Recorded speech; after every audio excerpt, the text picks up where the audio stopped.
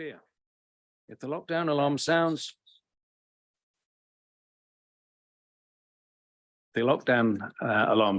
we will remain seated and await instruction from officers.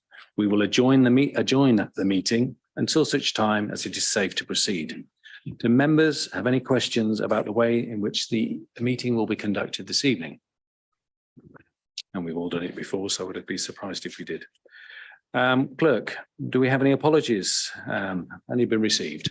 Yes, Chairman. So apologies have been received from Councillor Tony Vickers, and Councillor Denise Gaines is in attendance as his substitute. I do see Councillor Vickers in the public gallery there. Good evening, Councillor Vickers. Next item is we consider the minutes of the meeting held on the 21st of June 2023. First of all, can I have a proposer and a seconder for the meeting? Councillor Willison, thank you. Councillor Clark, thank you. Do members please raise your hands if you have any issues, any comments you'd like to make on the meeting? Councillor Barnett. Chairman, can I just draw members to page 31, paragraph 67. On the second line, it said to prevent air pollution. I actually said, I think, airborne contamination, I think was the words I used at that time.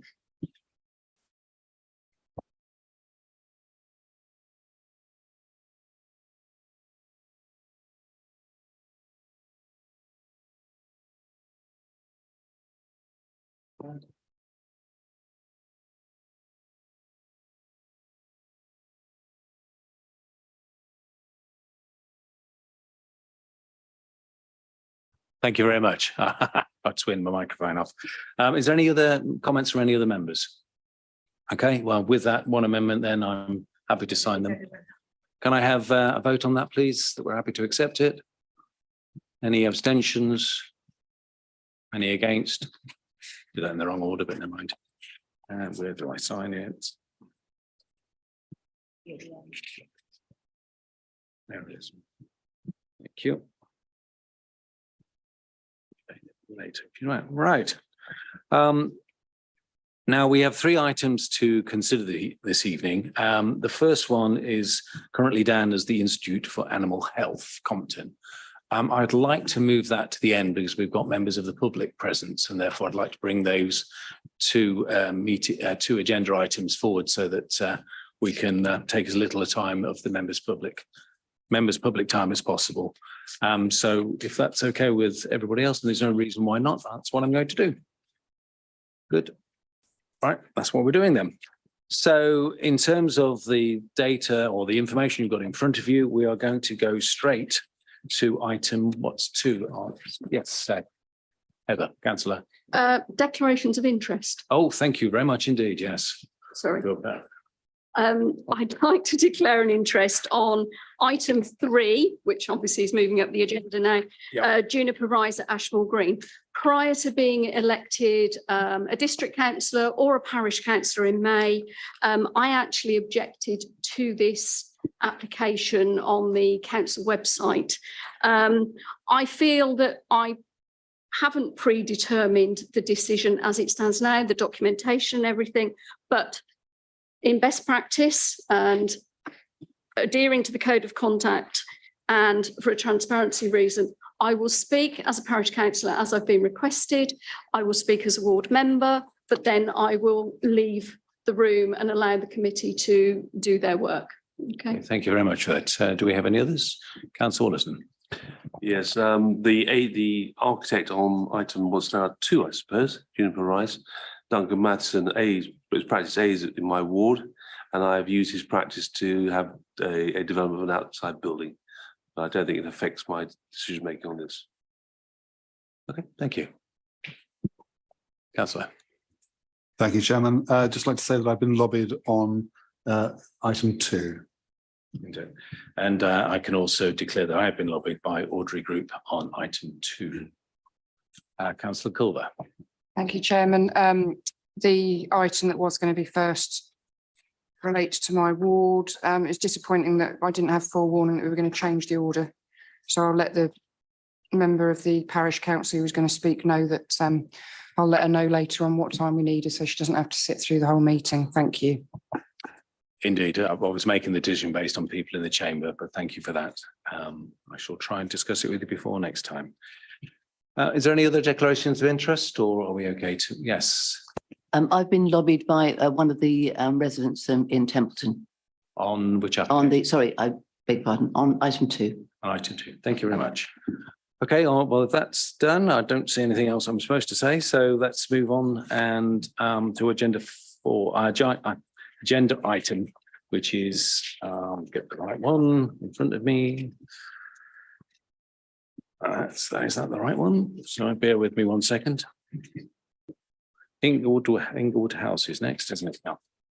So I'm going to invite Mr. Misawi, who's the case officer, to do a presentation to us to kick things off. I would normally I would do a little bit of a background. So if I just say the order of things, every participant will have 5 minutes to present, whether you're the agent, whether you're in favour or object, and so on. I will give a warning before we get to the end of each period, so that you're aware that at 1 minute and at a few seconds beforehand. But please keep in mind that you have 5 minutes as in favour of objection, and that's split between all of you that are here. It's not 5 minutes each. So that's a very strict rule that we have. So first, before we begin, please, Mr. Masao, if you'd like to do a presentation to us.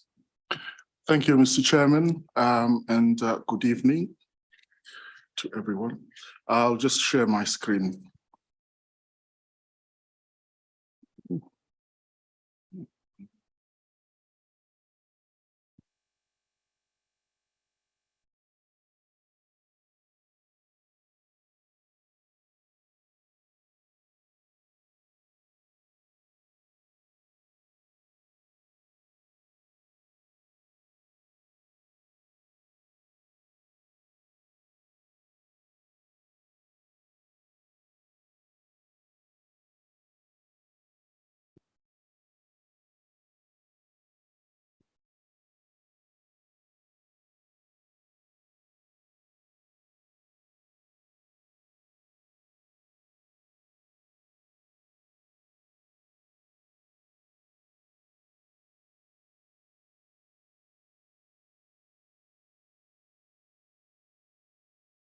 Right, here we go. Thank you, Mr. Chairman. We have an update sheet for the item. So we've received 2 additional representations since the publication of the committee report. One in objection and one supporting the application. And the comments are listed in the update report.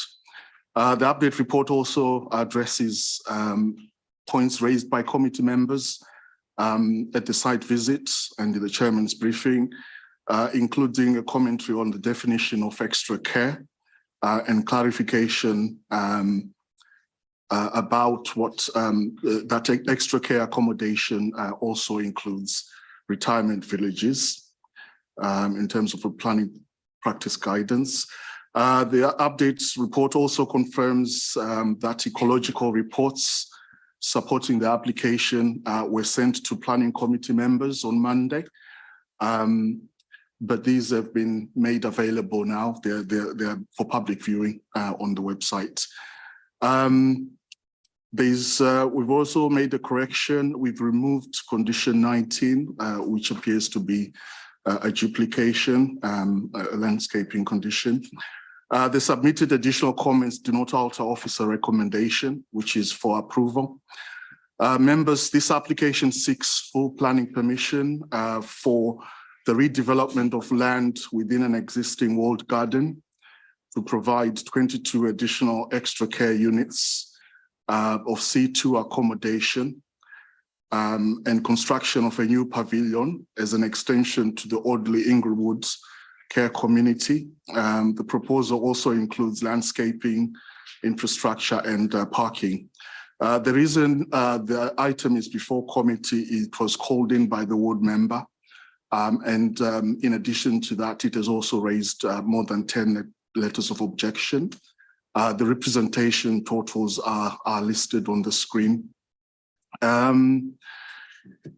The summary of representations received in favor and some in objection are listed in section 4 of the committee report, and as indicated also on the update report. Kintbury Parish Council objected to the proposal. Their comments are also within the report. Other than Kintbury Parish Council, there are no other objections from statutory or non-statutory consultees. The officer recommendation is one for approval, subject to the set of conditions and also a section 106 legal agreement to secure the review of the viability of the scheme for affordable housing purposes. The next slide just shows the constraint map for the site. The wider Audley site is outlined in blue, as you can see. The walled garden, which is the subject of this application, is in this location. A location plan will come up shortly. This is the Inglewood House, which is the main house, which is rebuilt in 2019. And there's an extension to the facility, which are more recent developments in between the walled garden and the main house. There are some protected trees, as you can see. These are group protected to the access, the main access along the access way from the main highway. We've got listed gates in this location into the site, as well as a listed clock tower, which is in this location here. And this is just a protected tree. We have 2 footpaths, which are shown in the green dash to the north, and one that runs in a southeasterly direction from Inglewood Road all the way down. The site is located within outside the defined settlement. It's in the countryside, the walled garden is a former kitchen garden consisting of walls made of red brick. They are approximately 3 meters on the west, east and south, and approximately 5 meters in height on the north part. Access to the garden is gained via entrances in the walls near the northwest, southeast, northeast corners and central points of the east wall. Just going back on this, the applications referenced on the slide is the original application to convert the whole site convert and redevelop the whole site of Inglewood House, associate buildings and grounds to an extra care community consisting of 96 residential units of accommodation with shared communal facilities. So that's the original permission for the site. The proposed units will be accessed from Inglewood Road, which is a secondary access into the site in this location here. And the existing internal roads on the eastern boundary of the walled garden will remain. The proposed plans included are included in the agenda pack and include existing and proposed site layout, which shows the proposed development in the context of the wider site. As you can see, the proposed 22 units are located within the walled garden, and in this location is the proposed pavilion. The next slide just shows a zoomed in plan of the proposed layout with the 22 units all within the walled garden. Each unit will consist of 2 bedrooms. In the north of the site, you can see there is the proposed parking which is 22 parking spaces. The next slide just shows proposed internal and external elevations, which shows the proposed buildings contained within the wall. So the height of the buildings doesn't extend above the maximum height of the wall. The next slide shows the proposed floor plan for the pavilion. As indicated, it's a single-story structure with storage facilities and open area for activities and games, etc. The next slide, this will be discussed at some point. It's proposed construction vehicle passing places on Inglewood Road, which are referenced in the highway section of the report. And that's just an extension of Inglewood Road with additional passing places. The next slide just shows the existing whole route access to the site. As part of the original application, there's an existing arrangement that whole traffic cannot access the site from Kintbury. This is one of the main sort of objections within the application around highway safety. So this is for just to give a context of what will be discussed this evening. As members can see, the site is circled in by the circle there, and that's the route access to the site, which is meant to be from Hungerford. There is a landscape strategy plan, which is located within the landscape visual impact assessment, which was submitted to support the application.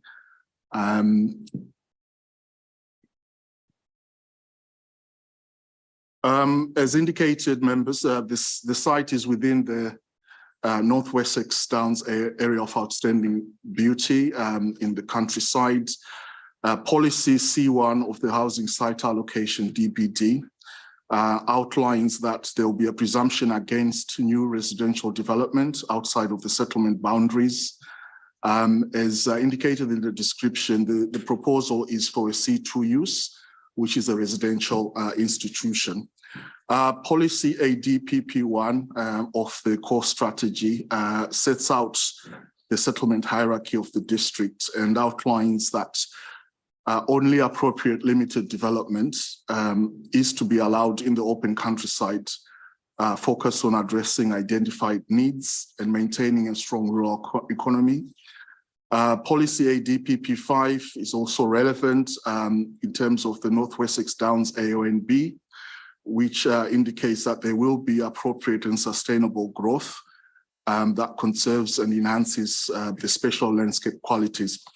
The submitted extra care needs assessment, which supports the application, outlines that demand continues to increase for the provision of extra care accommodation due to an aging population. Officers have liaised with the council's adult social care team and the housing officers. As indicated in the report, the council's own evidence indicates within the council's housing strategy and housing needs evidence reports that there is an identified need for extra care accommodation within the district. The existing extra care use within the site is a material planning consideration. As a specialist kind of residential development, officers are satisfied that the needs for the type of residential accommodation can be demonstrated. It is therefore considered that the proposal sufficiently overcomes the presumption against new residential development in this location under policy C1. As indicated, a landscape visual impact assessment was submitted with the application, and that is acceptable to officers. The views towards the development from vantage points, the public footpaths, are limited and restricted by the height of the walls, which provides a visually well-contained site that has restricted views. As such, officers do not consider there is an adverse impact on the AONB. The conservation officer considers that the walled garden is of local historic and architectural interest. The council has identified the walled garden as a non-designated heritage asset. Both the conservation officer and archaeology officers were consulted, and they have no objections. They have reviewed the submitted heritage impact assessment and they are satisfied. They both consider putting the walled garden to a viable use adds significant weight to the principle of the development in this location. In terms of the pavilion, the conservation officer has no objection, as the pavilion is located approximately 80 meters from the clock tower, which is in this location here. The clock tower is grade 2 listed. The pavilion is also screened by mature trees. Policy CS6 of the core strategy is concerned with provision of affordable housing. In a High Court decision on 31st July 2020, detailed in the report, the High Court judge concluded that C2 use class or extra care units should provide affordable housing in the same manner as C3 use class dwellings. As indicated, this is explained more in the report. Officers consulted the housing officers and adult social care who identified the need within the district. Adult social care indicated there is a waiting list for extra care accommodation within the council.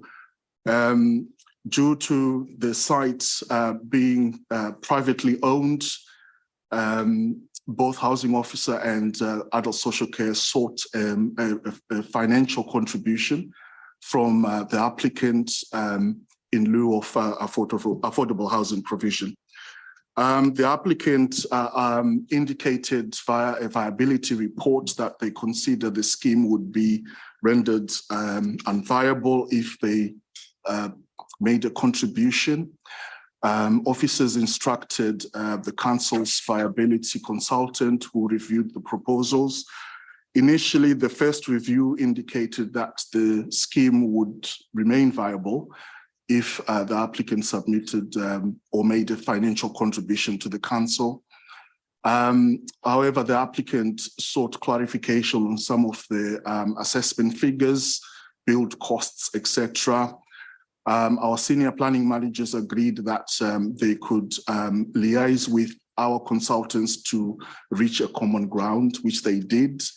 And after a lengthy process, it was determined that the scheme could potentially be unviable.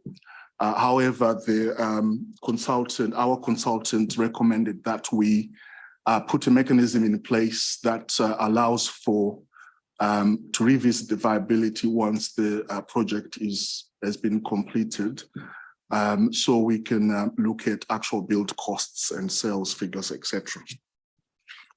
The nearest dwellings are to the west of the site, as shown on the plan. They are quite a distance from the development. The environmental health officer has been consulted and there are no objections. However, there may be potential noise impacts from the proposed air source heat pump. A condition is recommended for that to be enclosed and attenuated. The council's highways officer has no objections.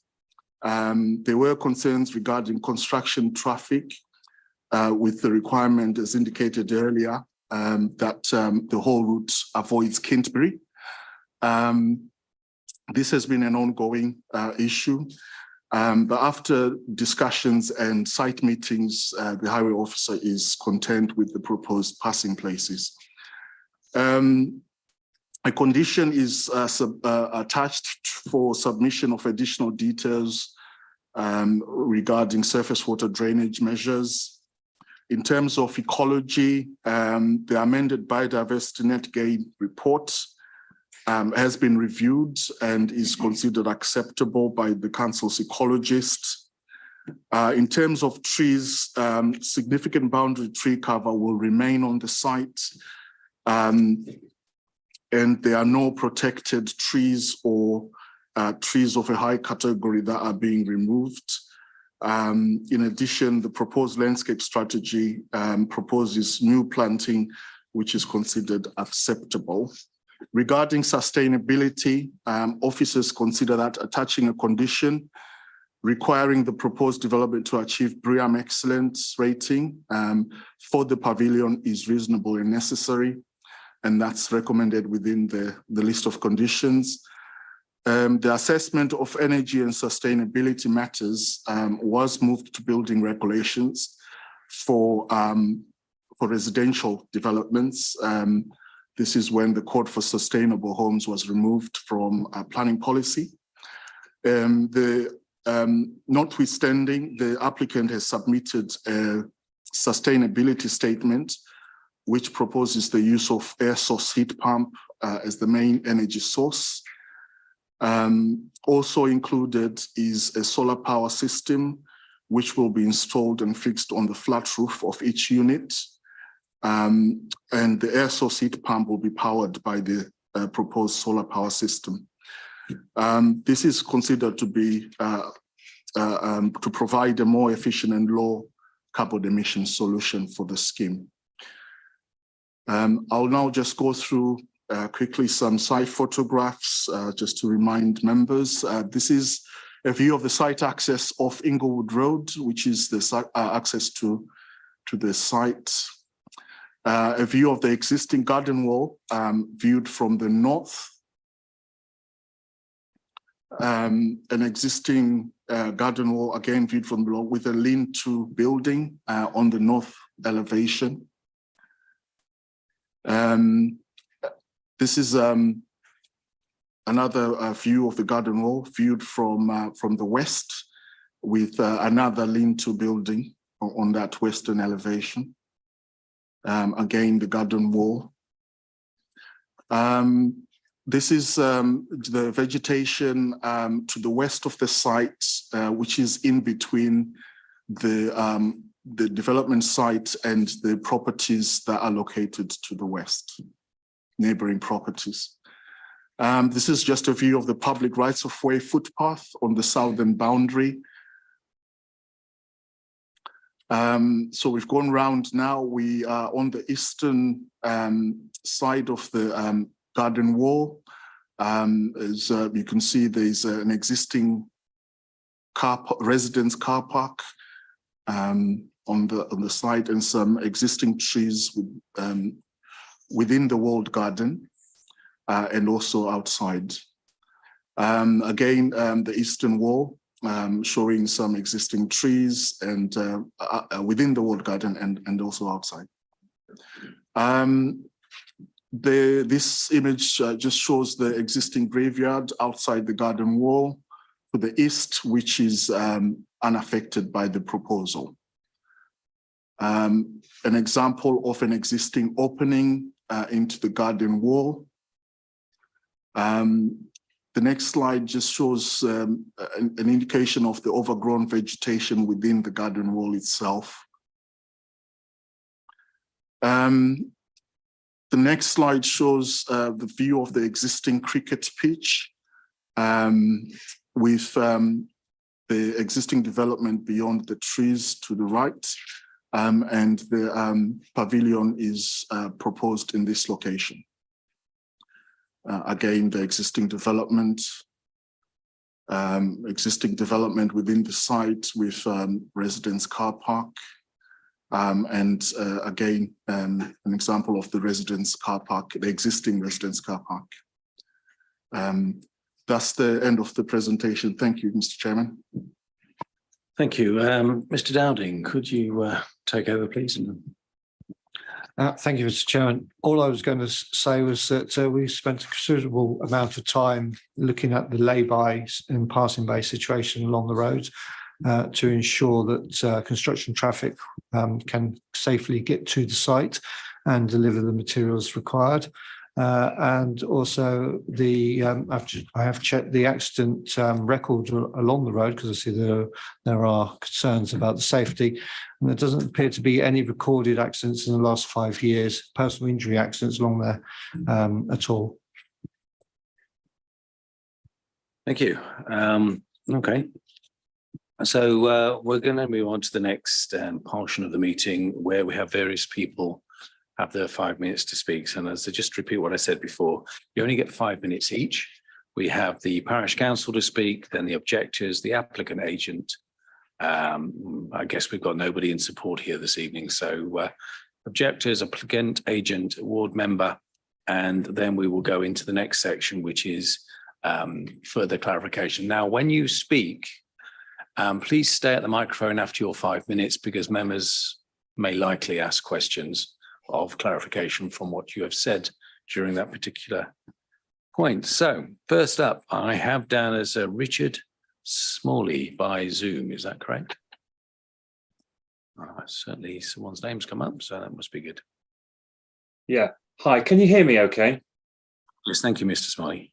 Yeah, hi. Thanks very much for allowing me to speak. I'm the chair of the parish council. I'm very conscious of the time and also everything which has been gone on in this discussion, the previous site visits and the reports. So Kintbury Parish Council do object, or did object, to this development, but considering where we are now, just raise our quite significant concerns about the construction traffic. I understand the alternative route, and I understand what highways have done there. But our previous experience in Kintbury of development at this site is that the contractors' vehicles will take the shortest route, and that comes through Kintbury village.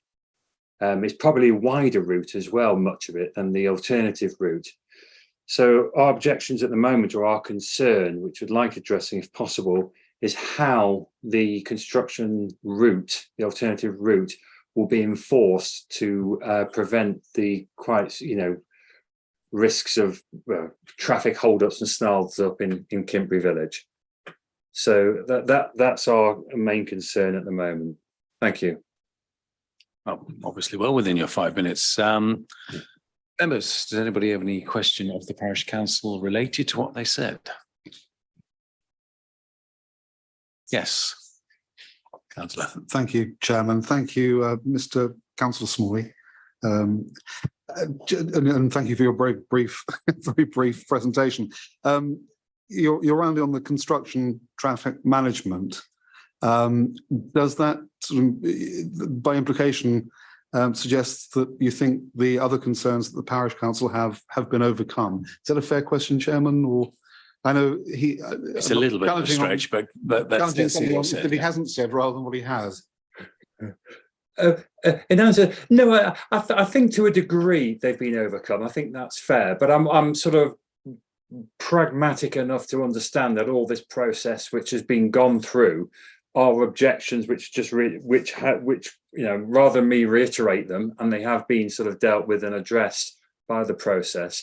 I'm not sure is the point of me actually saying them again, because they have been addressed and resolved in the recommendations there. So I'm not saying I necessarily agree with what's going on. I'm just pragmatic about it. Okay, thank you. Any other members? I do have one small question myself. You're concerned about enforcement, but we've already heard from the highways officer that there's no reported incidents in the log.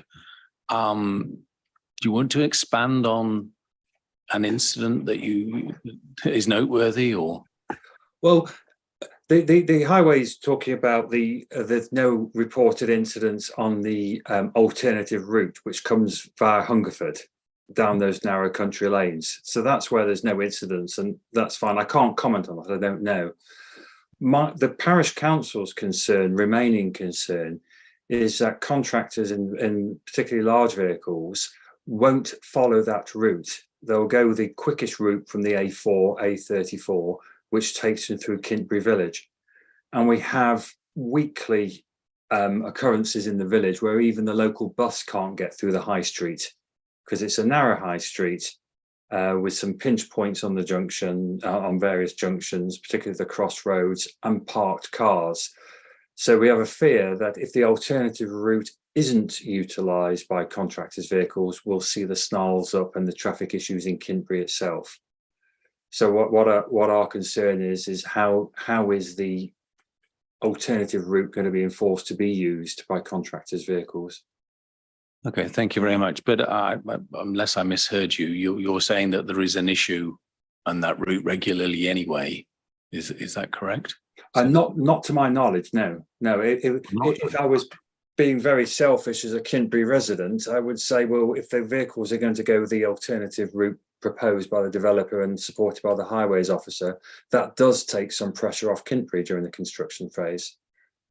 Okay, so I just want to be clear. So you're saying that currently, without construction traffic underway, there is no issue through Kintbury, but should this be allowed, you would be concerned about traffic coming through Kintbury, even though it shouldn't? Yes, you could put it like that, yes. I wouldn't say there's no issues in Kintbury, but the manageable issues in Kintbury at the moment, additional construction traffic would exacerbate the existing issues. Thank you very much indeed. If there's no more questions, we'll move on.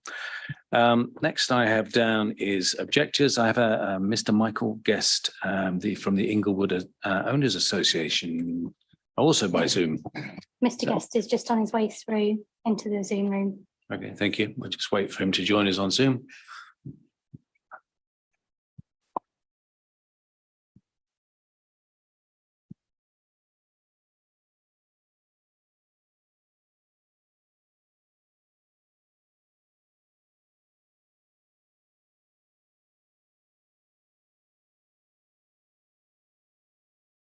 Are you with us, Mr. Guest?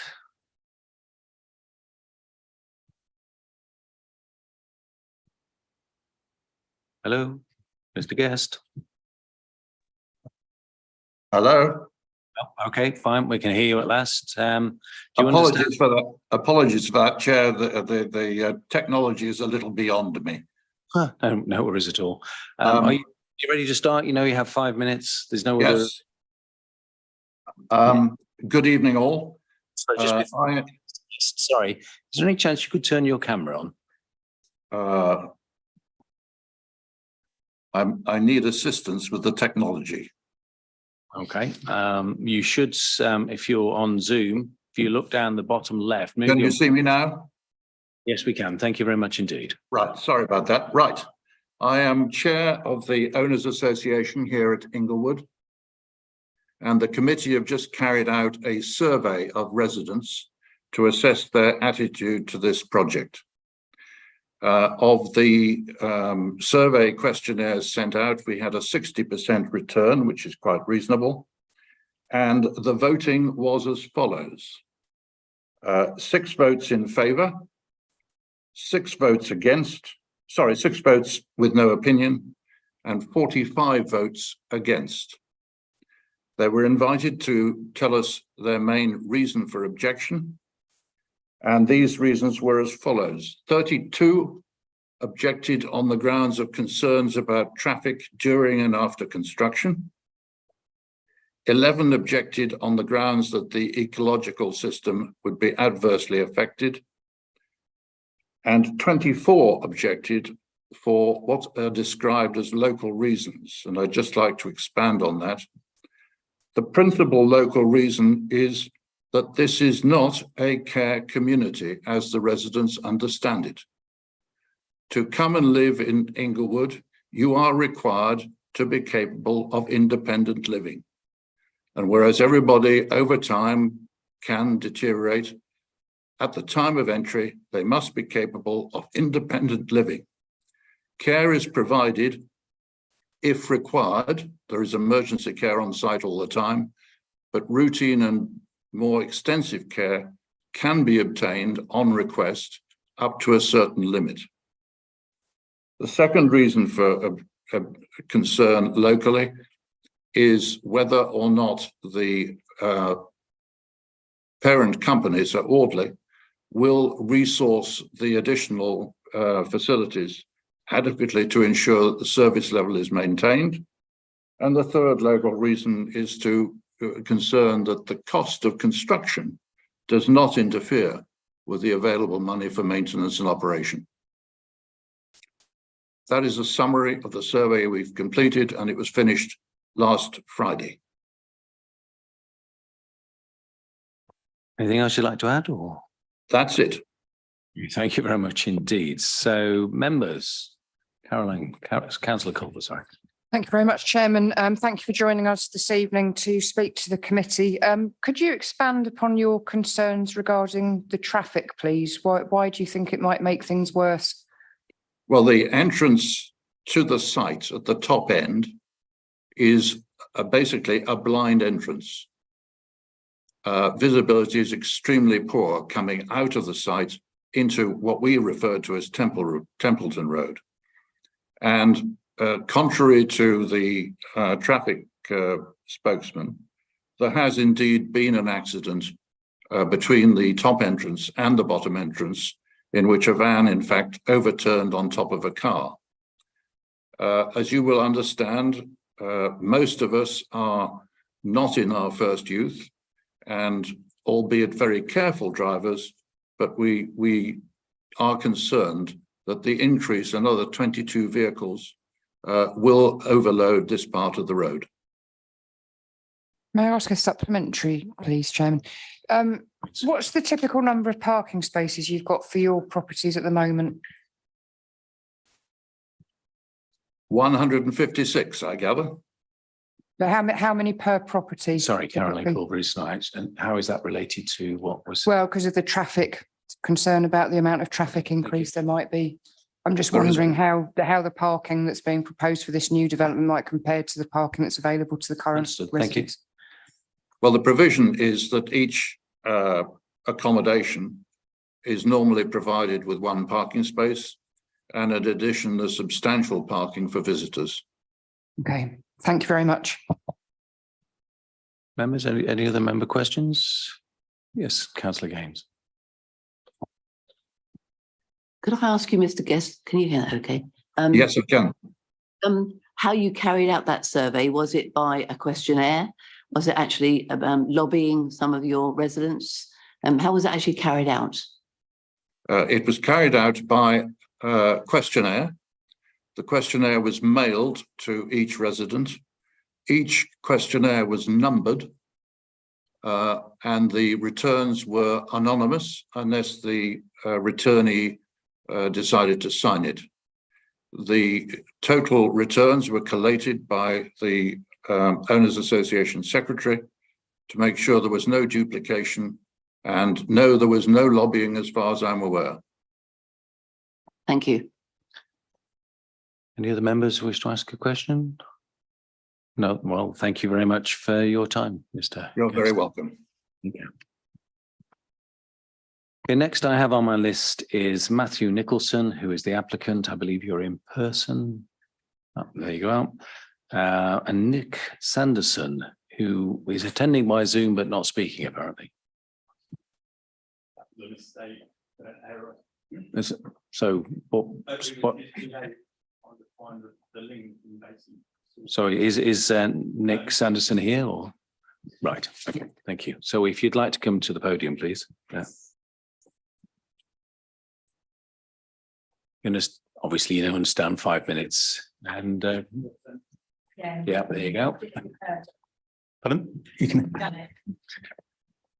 Good evening. My name is Matthew Nicholson. I am the planning director at Audley Group.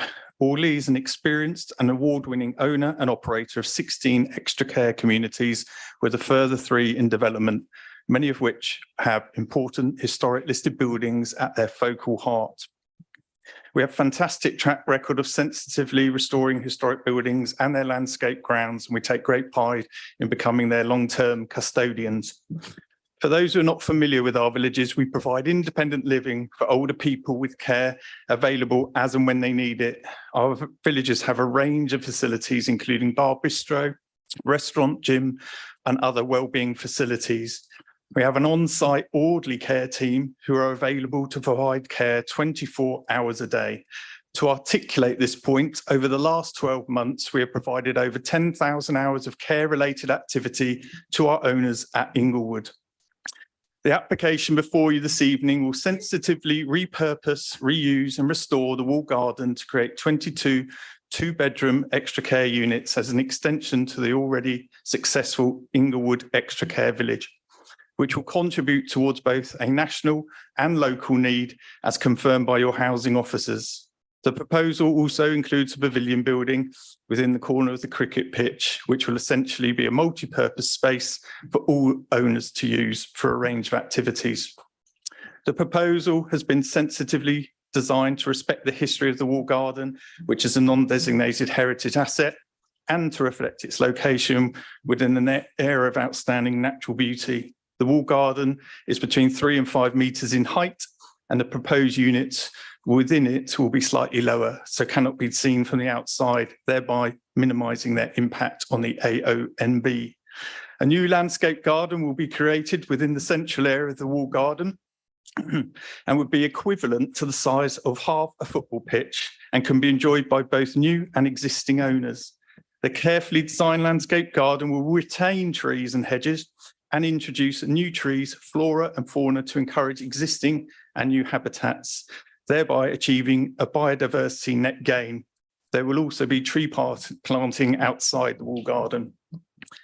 This proposal will be net zero carbon, responding positively to the climate emergency that was declared by your council back in 2020.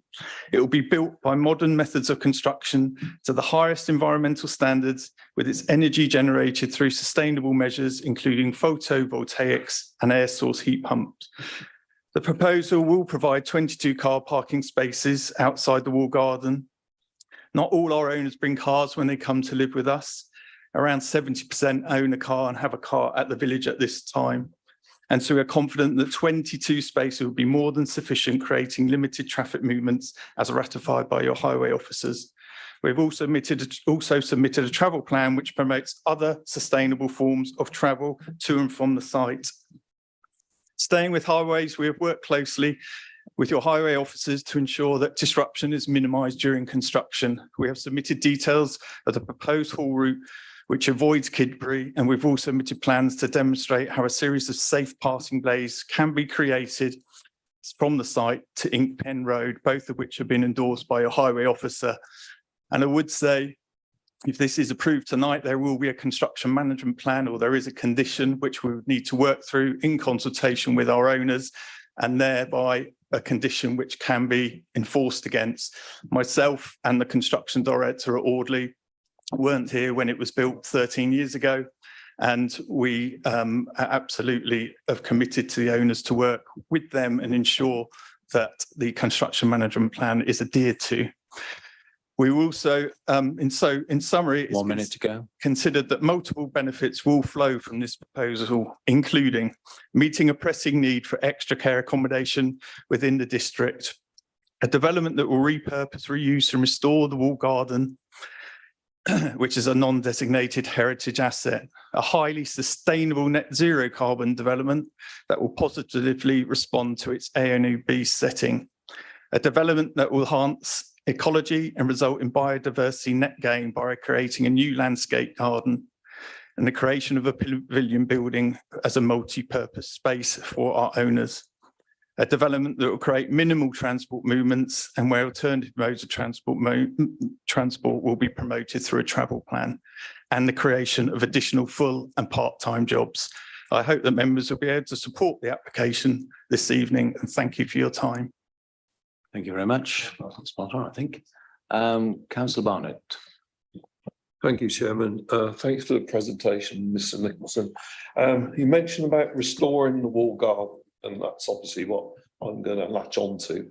The wall, I suspect, could easily be damaged in any way if any heavy material, heavy equipment is near or surrounding the wall. When we went out on our site visit the other day, from what I can see, there's only 2 accesses which are in effect not that large to access heavy equipment, are you going to lift it over the wall? Or how are you going to actually get the materials and the equipment that needs to start working on the groundwork before you actually start thinking about the construction of the actual buildings? Yeah, so as I said before, most of our villages have historic buildings, so we've worked carefully around historic buildings, monuments within heritage gardens. So with this one, yes, certainly most of the equipment we'd need would be craned in over the top extremely carefully by contractors that we work with and trust and work on other sensitive projects. Well, one would hope that will be the case, but like I said, sorry, I don't want to prolong it, but obviously my concern is the actual the state of the wall, and I suspect any slight damage could actually. We're heading to debate there. Yeah, sorry about that. On it. So, Councillor Codling. Thank you.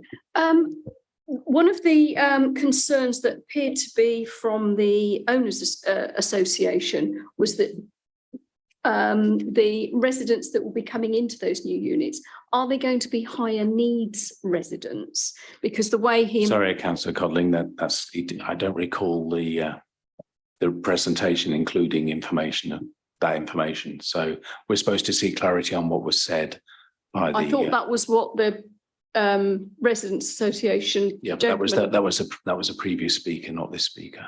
Okay, all right. Unless I'm wrong. No, I think you're right about that. I don't think the speaker did say something about provision of services, but I think it was limited to that. The answer is, would you like to try and quickly rephrase it to be closer? Well, we'll bring, by all means, bring it. Sure. For clarification. You want me to answer? I think I know what's asking. How quick is the answer? Quick. As I said, 24 hours care is on site and available, and we deliver that care. These units are delivering more of the same. It mentions dementia within the planning statement, only that they can accommodate a person with dementia as part of a couple, but that's no different to the rest of the village. Thank you very much. Councillor Colbert. Thank you, Chairman. Thank you for coming to speak to us this evening. You did mention about the parking spaces. If this is for care for people with dementia, why are you not providing parking spaces for carers? You mentioned that not everybody who comes to live in your properties has a car necessarily, but in theory they could. Every single property might have a car. So where would the carers park to look after these people? Well, we have other parking as well, say that it is under provided for. So our care team wouldn't park necessarily there. They would park in the sort of staff and other areas. Right. So and not everyone, as I say, history suggests not everyone's going to bring a car. And I say dementia is a very small part of our entire business. All we were saying in the report, the submission is it can be accommodated like it can across all our villages, those needs. So are these units just for people with dementia? Because I wasn't quite No, clear no, from what there's you no, said just then. they're not directed at people with dementia. Okay. All our villages across the country Yeah. are available to take people with dementia, but as part of a couple, up to a certain level of need. Okay, thank you. And an additional question, if I may, Chairman. You mentioned the travel plan, which is great, and you mentioned about being carbon neutral as well. Can you expand upon the travel plan and how that makes the project carbon neutral? Well, it's not, it's the buildings that are going to be carbon neutral, the development itself, the way they're going to be built. And the travel plan will include things like, we already have an existing minibus, but how that can be developed to support residents to trips to this local supermarket or Kintbury and other town centres, plus cycle parking and other opportunities, particularly for our staff, not necessarily residents in that regard. Okay, thank you. Thank you, Councillor Clark. Thank you very much for your presentation. Just one question about the walled garden. You mentioned access would be made available for all residents. What is the current state of access for that area? What do you mean then? At the moment, what is the accessibility for the area inside the walled garden? Is it open? Oh no, it's closed off because the walls need sorting out and making safe, and inside is all overgrown with brambles and things. So if I may, a supplementary question is, what happens to the walled gardens should you not get planning permission? It will probably stay in the state it's in at the moment. Councillor Gaines. Thank you, Chair. Mr Nicholson, can I ask you, you mentioned 10,000 hours of care last year. Can you give us some indication of what sort of care that is? Because you said that it wasn't necessarily high dependency, but what sort of care do you give in your site? It's a whole sort of variety of care. Some of it is doing people's chores in the house. Some of it's helping them with bills, right through to sort of personal care, domiciliary care, and high needs care in terms of washing and support. So it's a whole range, but the sort of recorded hours via our 24-hour team is over the last 12 months. That's the figure I got from them. Okay, can I ask a supplementary? So does some of that care include people living in with these people? So carers living on the site? Care? Yeah, so the carers living on site with your residents, does it include people living on site? This is all on site. No, sorry, but the resident, yes. Do they have carers living in with them? Oh, no. Okay, so it's, okay, yeah, thank you. Delivered by Audley Care. Councillor Benworth. Thank you, Chairman. Mr Nicholson, thank you for your presentation. This is really following on from Councillor Clark's point. You're saying Audley maintains the estate to a high standard. Would you consider the wall garden to be maintained on a high standard? The outside of it, certainly. Yes. And within the walls? Well, it's overgrown at the moment because this project's been sort of 4 years in the making. Okay, thank you. Thank you, Chairman. Thank you very much. I just had one question myself. You mentioned PV and heat pumps.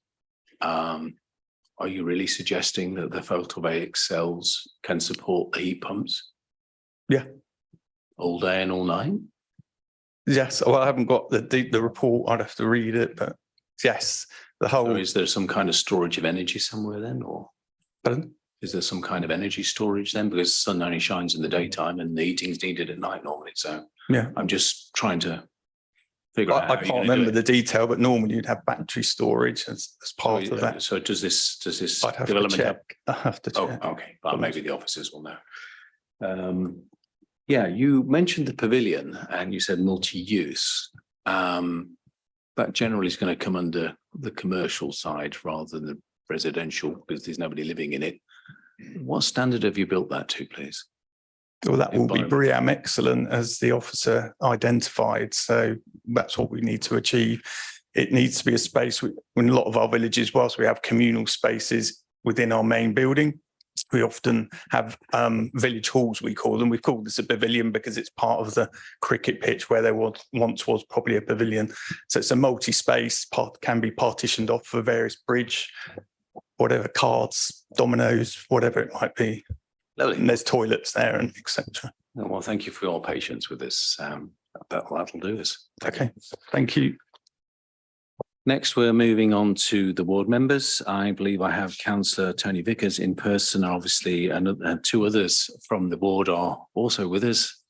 Yes, Councillor Benworth. Chairman, if I may, I won't take the lectern. I'd just like to say that I call this into committee, knowing there were strong feelings both ways, and called it in on that basis. And I'm here to listen to the debate and will formulate my decision based on. You're not making a representation. I won't. No, I won't. Thank you, Chairman. That's all I need to attack, Councillor Gaines. And I'm again the same thing, Chair. I'd like to actually, yeah. Okay. Thank you. So, Councillor Vickers, you're an old hat of this, so you know you've got 5 minutes. So, where you go, please. Thank you, Chairman. Good evening, members. I chose to speak as the ward member this evening because I've come to the view that several of the objections made by the residents of Kintbury and some of those by the existing retirement village, who you've heard from, are justified. So I felt it wouldn't be right to vote on the matter. Also, I met the leaders of the Owners Association at their request, and I told them I would speak in support of their views. The principle of development is hard to accept given the isolation from facilities more broadly and being in the AONB. However, it won't intrude in the landscape, being within a well-screened walled area.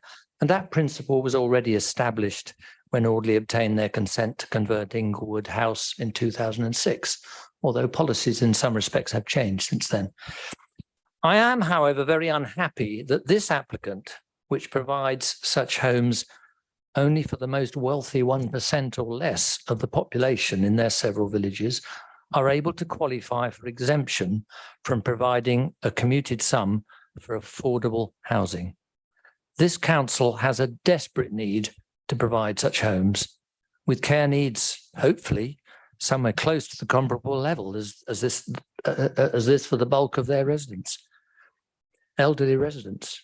And I believe this sets a very bad precedent. I'm sure Audley's clients and their extended families, who often are actually the owners, not just the individual resident, could afford to pay a bit more.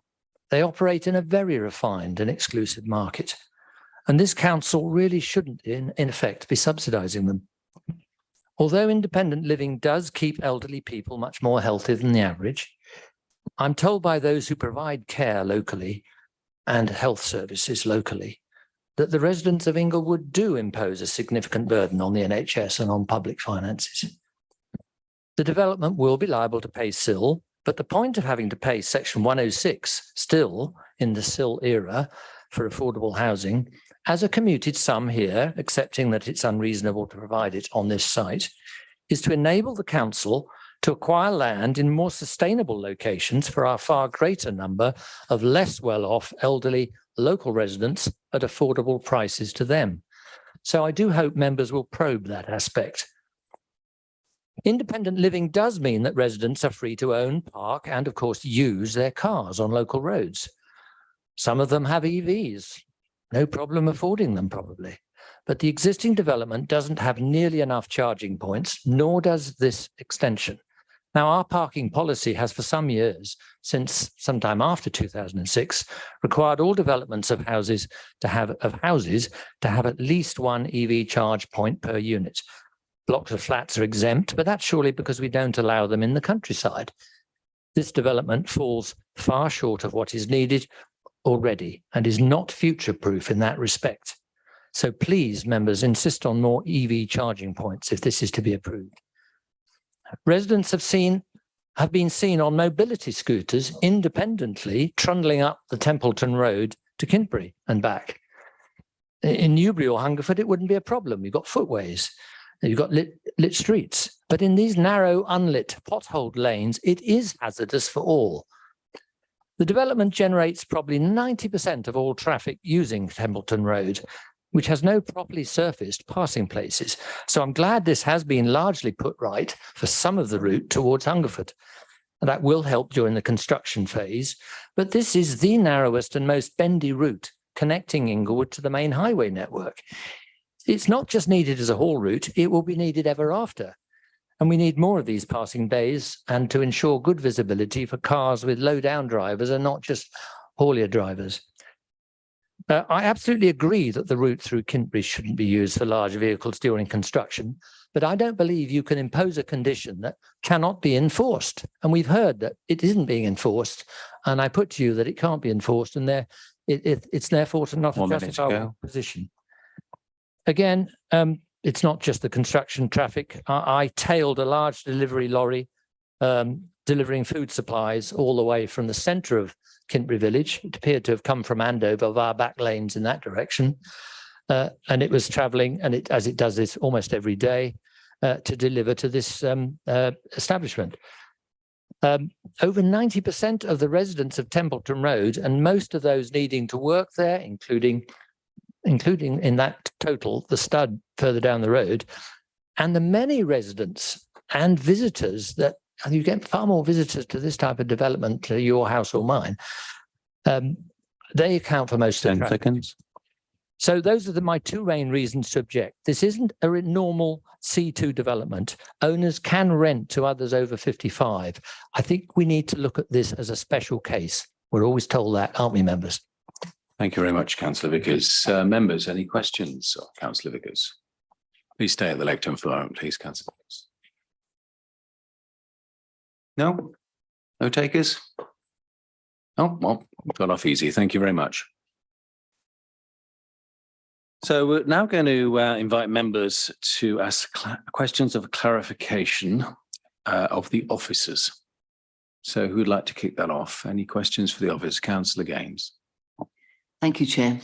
I'm actually concerned with the viability study. Again, a little bit like what Councillor Vickers has just been talking about, the fact that actually we're not getting any affordable housing benefit from this site. I'm concerned that we've got 22 fairly large 2-bedroom properties. I checked on the system and they go for between 400 and 750,000 for 2-bedroom properties in this site. I'm concerned that we have 22 houses, or 22 dwellings, shall I say, without any affordable housing allocation. I wonder if there was a viability study where it was actually included, the pavilion was actually including in it, and whether it should have been included in it, given it's actually not part of the actual residential area. Thank you. Who would like to take that one? Councillor Massey. Thank you for the question, Councillor. Yes, the affordable housing only applies to the residential aspect of the development. So it does exclude the pavilion. As indicated in the report, we had an extensive review of the applicant's viability report. The council's consultants initially didn't agree with the applicant, but they submitted additional information around the costs of building the development, to the point that they had to appoint a quantity surveyor to arrive at a common ground. Our consultants, as indicated in the report, they are of the view that there is still potential that they may have to provide a contribution, but they would have to review that again after the scheme has been completed based on actual costs as well as actual sales figures in terms of what the value of the units would be. Thank you. Yeah, Councillor, that's right, Simon. Thank you, Chairman.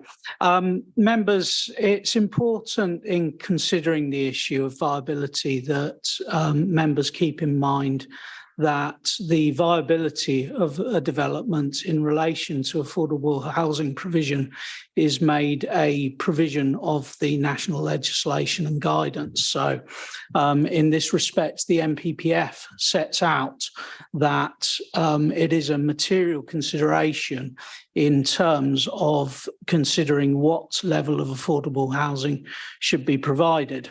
Unfortunately, we may have different views about the NPPF setting that out, but that is the government's prerogative on it. The second thing that I should make mention of, because it touches on this issue, is that the national circumstances of the developer are strictly not a consideration in terms of considering viability. The viability of the development is considered only on the basis of the individual site, and that is as it is set out by the government in terms of the guidance associated with the NPPF. So we can't take account of the fact that the developer may be extremely affluent on a national basis, that we are looking purely at the profitability and viability of the development that they're proposing on this site. And to that extent, the consultant that we've used has conducted a very thorough piece of analysis work, questioning all the conclusions that have been made regarding the viability of this site for delivery of the development. And they have concluded that with the provision of a condition, a clause within the section 106 that allows for the development to be reviewed after completion to see whether there has been an uplift in the net viability of the site, that they're satisfied that it doesn't have additional affordable housing viability to deliver in line with the NPPF's guidance at this stage. Thank you, Chairman. Thank you. Just going on from that, who suffers the cost of doing the reevaluation? Is that a West Berkshire Council cost? Is that a developer cost? Thank you, Chairman. The West Berkshire Council's supplementary planning document, section 106, and developer contributions, I believe is the title off the top of my head, or planning obligations actually, sets out that the developer should pay for viability review work to be conducted. So I would anticipate that your officer's request will be for the developer to pay for the review at the end of the process of construction. And can I just check that that is a consultant of our choosing, not of the developer's choosing? Yes, that would be a consultant appointed by the council. Great, excellent. Thank you very much. Any other member? Sorry, Councillor Hooker. Thank you, Chairman. A question maybe for Mr. Till. Can you just expand on the S106 again? Is that going to be determined after the development is finished? Am I got you right? So the section 106 has a clause internally to require that following the development being completed, a viability review is undertaken to disclose any additional viability that could be put into affordable housing contributions. And that would be for a financial contribution off-site. Just a supplementary then. I mean, could that be considered then that that payment would be the equivalent of the loss of the affordable housing?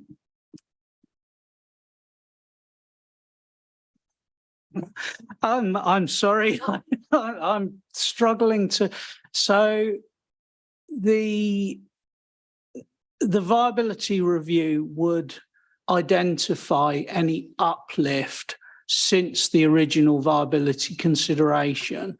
So if, say, for argument's sake, there was an uplift to the overall development value of £150,000, then the viability review would identify that uplift that could then be put to affordable housing off-site contribution. Thank you very much. Councillor Bennyworth. Thank you, Chairman. A lot of the concerns from residents have been around highways. Mr. Dowling, good evening to you. Could I please ask you whether you consider the parking to be sufficient and also the travel plan? Could you touch on that, please, and how we can enforce that? Thank you, Mr. Chairman. Yes, we do consider the parking to be appropriate. Obviously, it is a retirement village, as we use TRIX, which is a national-based program for working out movements. It also allows us to work out what would be the movements in and out in terms of the parking. So yes, the parking, we're not expecting every resident to have a car. There are also additional spaces for staff, visitors, servicing.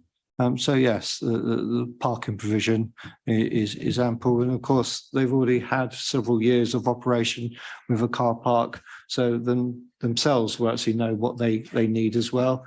Because if they haven't got sufficient parking at the moment, they're only going to make matters worse for themselves if they haven't got sufficient parking in the future. So yes, parking is considered acceptable. In terms of the travel plan, I'm afraid I haven't myself looked at the details of the travel plan.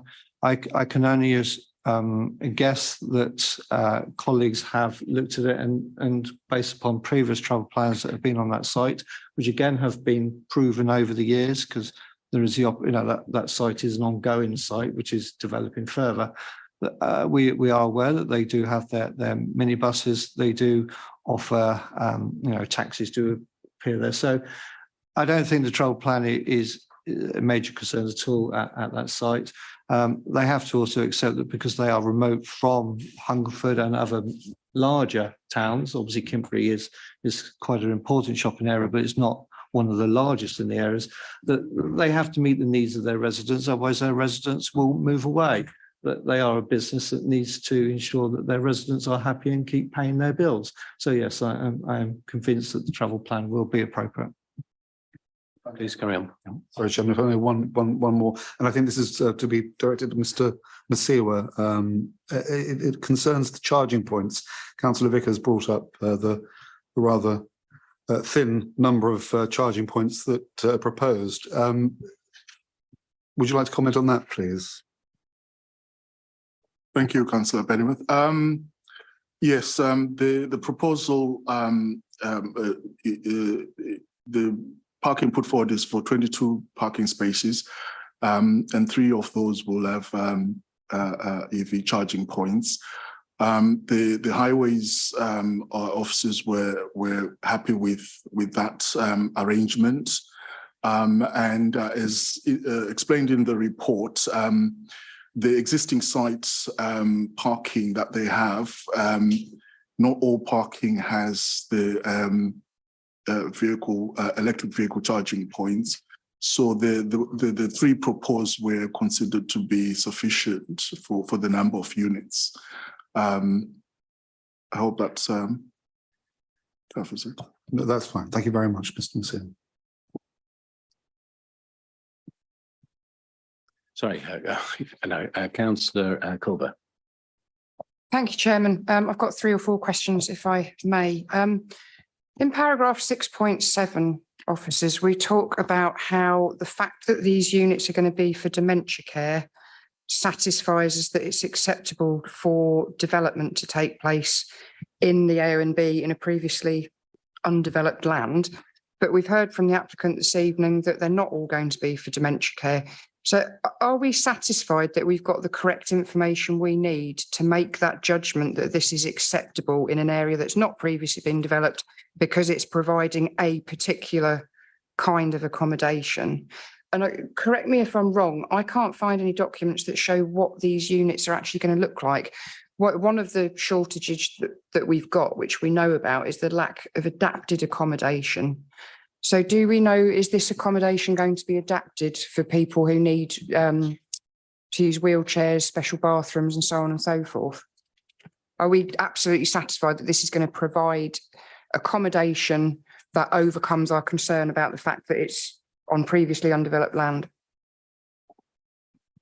Thank you, Councillor. Yes, so in terms of the floor plans, as indicated, the proposal is for 2-bedroomed units. They are adapted in terms of the specific extra care C2 use. The report did refer members to the plans for the site, which it does include proposed floor plans. Unfortunately, not all the plans were included in the agenda pack, but as indicated, there was a link to the rest of the plans. It's just because there were so many plans to include. So we are satisfied that the units are fit for purpose in that regard. In terms of the dementia care, the submitted extra care housing needs assessment by the applicant, as well as the design documents refer to the scheme being designed to accommodate users in terms of the dementia principles, hence the design of the garden, etc. So hence the reference to dementia care. But I think, as the applicant indicated, the extra care is quite diverse in terms of what it covers. So it won't just cover dementia care. It will include other aspects as well. So I think in terms of the need itself within this location, I think that's the other point. As indicated in the report and supported by the housing officers and adult social care, there is an identified need for this type of housing. In paragraph 6.13 of the report, we reference the Council's Housing Strategy 2020 to 2036, Part 5, Table 1, which outlines the trends in terms of aging population, as well as the Housing Needs Evidence Report from May 2020. Since the report was published, officers have been made aware that the Council has produced another latest evidence report from July 2022, and it actually shows that the trend and the need is increasing. So that's the basis of how officers have arrived at the scheme is acceptable in terms of that identified need, which is outlined under policy ADPP1 of the core strategy. Okay, thank you. And apologies, Simon, I'm not conscious I always stare at you looking for an answer. Sorry, Macy. Another question. Would we usually allow non-designated heritage assets to be developed in this way?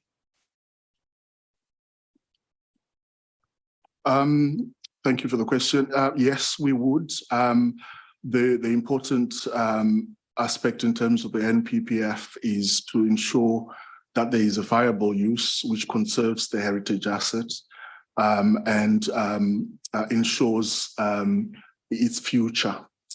So if a proposal promotes the conservation of the heritage asset, then yes, we would support it. Okay, thank you. And a final question, if I may, Chairman, sorry.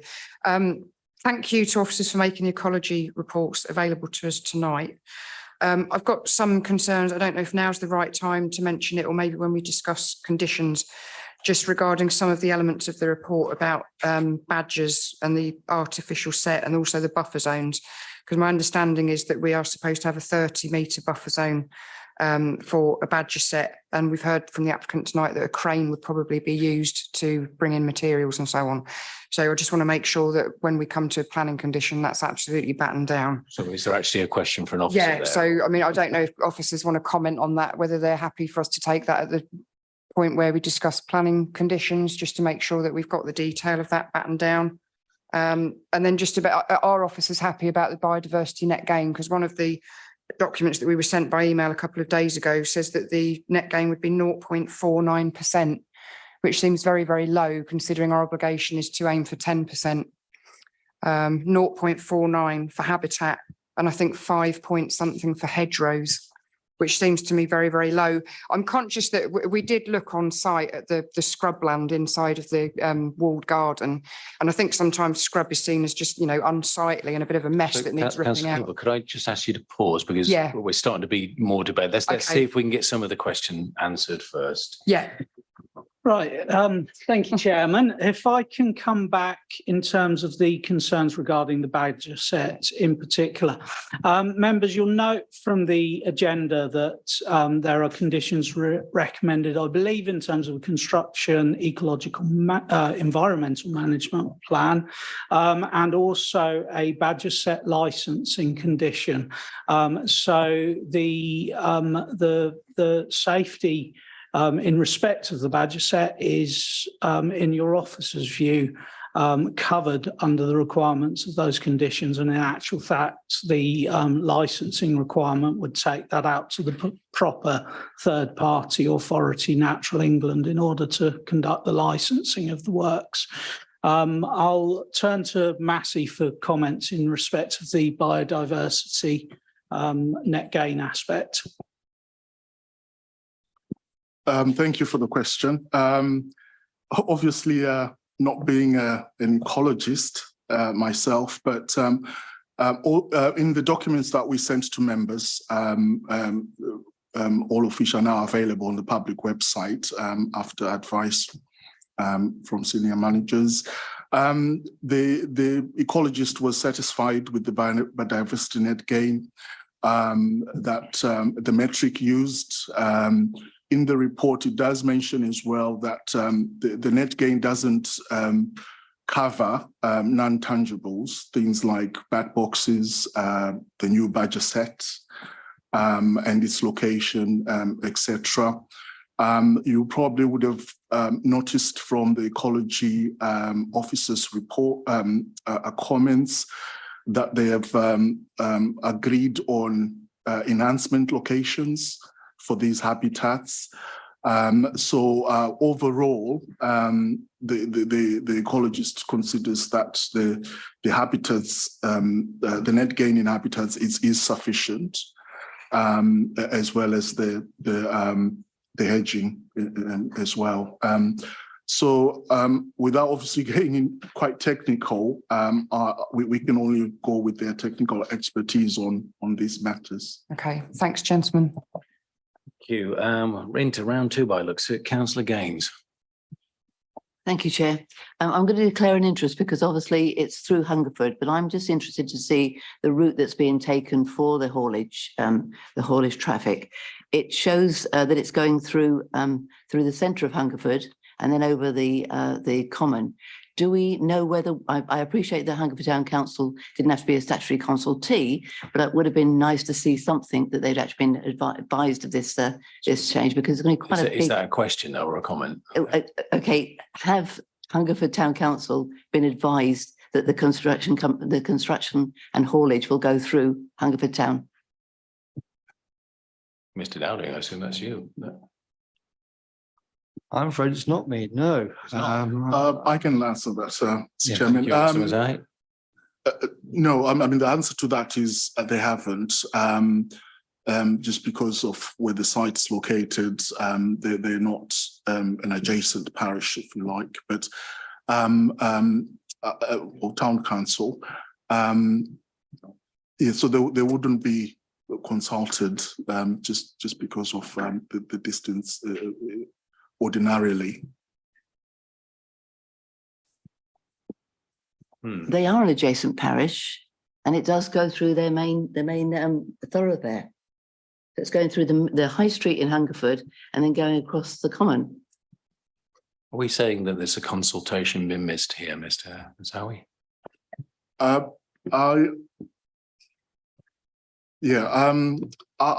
don't think it's the consultation that's been missed, Mr. Chairman. We've consulted the relevant parish in terms of Kintbury. I mean, with all applications, there is some impact in terms of adjacent. I mean, in this particular case, it's a matter of traffic that has to pass through a different sort of council. So we wouldn't normally consult them. So I wouldn't say it's a missed consultation.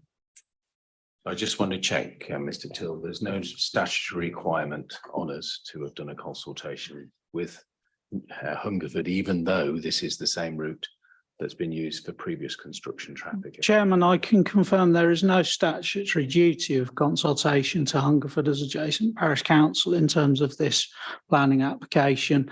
In respect of the concerns regarding Hungerford Town Council, sorry, I should say, I am aware that this is a matter that Hungerford residents and Hungerford Town Council would raise concerns regarding.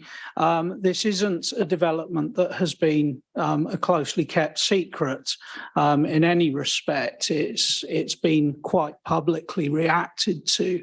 Hungerford Town Council share ward members with Kintbury and Inkpen. And those ward members are in regular communication and were from the submission of the application in terms of the application itself. And the whole route has been a locally contentious issue for some time regarding this planning application.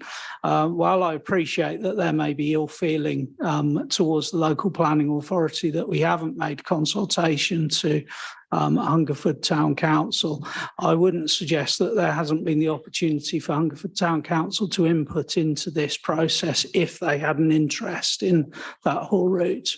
Thank you very much. Councillor Gaines, anything else or?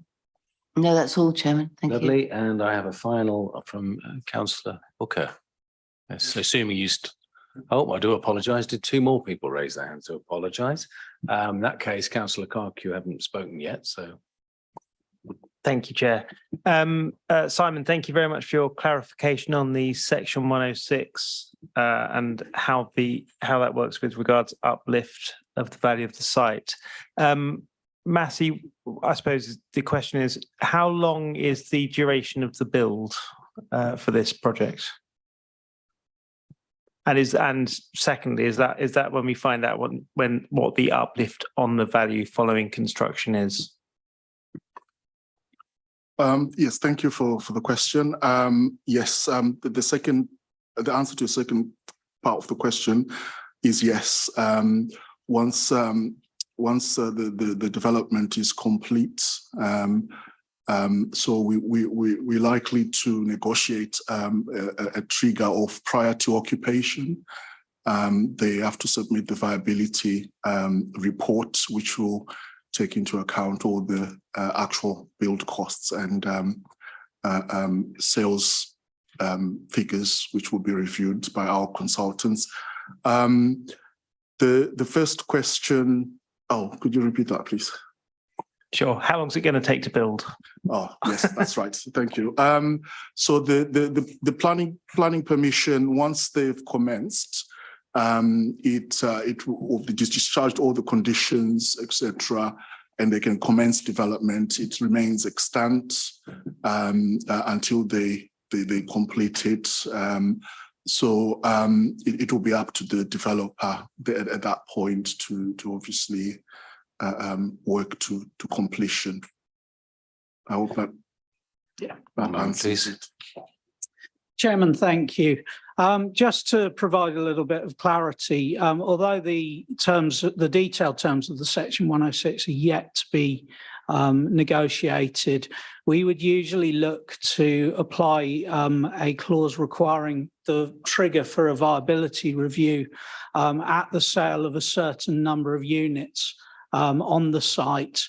And in regard to development time, I'm afraid that planning legislation really hasn't geared us up to being able to tell developers how long they're allowed to be building out their site for. So we can't provide you with an answer on that one, I'm afraid. Thank you. Councillor Barnett. Thank you, Chairman. Probably the question for Marcy again.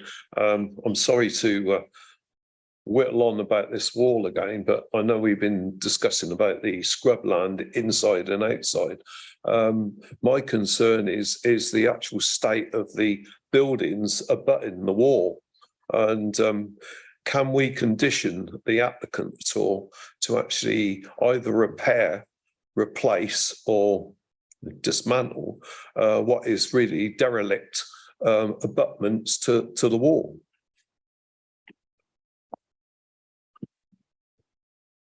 Thank you, Councillor Barnett.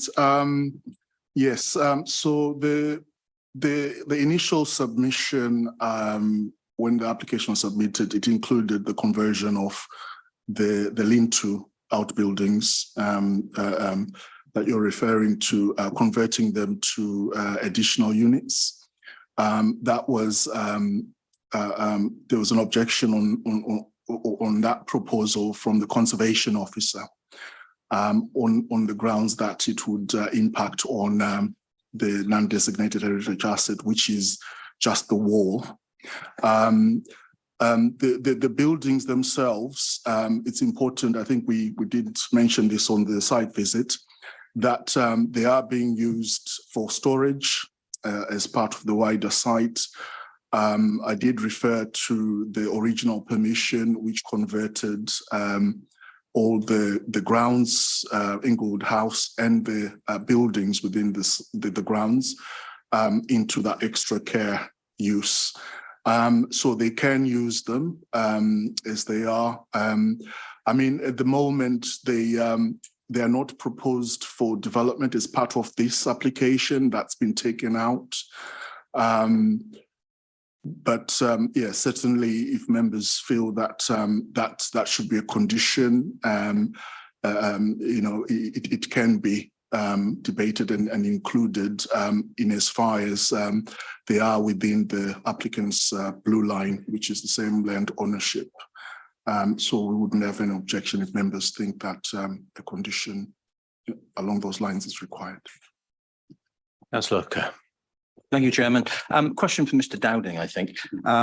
We heard from Michael Guest, the chair of the association committee on the residential site, about this accident that happened outside the entrance. You say there were no nothing recorded on that road, and there wouldn't be unless there would have been a fatality or an injury or whatever.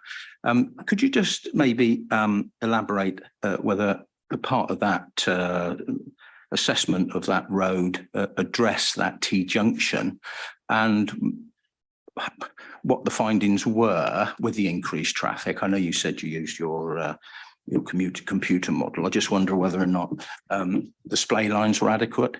I don't remember going out that site where there was actually a stop sign, and whether or not it'd be worth considering the committee considering a condition of readdressing that, or looking at some means of managing the traffic in and out with the extra possible 22 cars or whatever.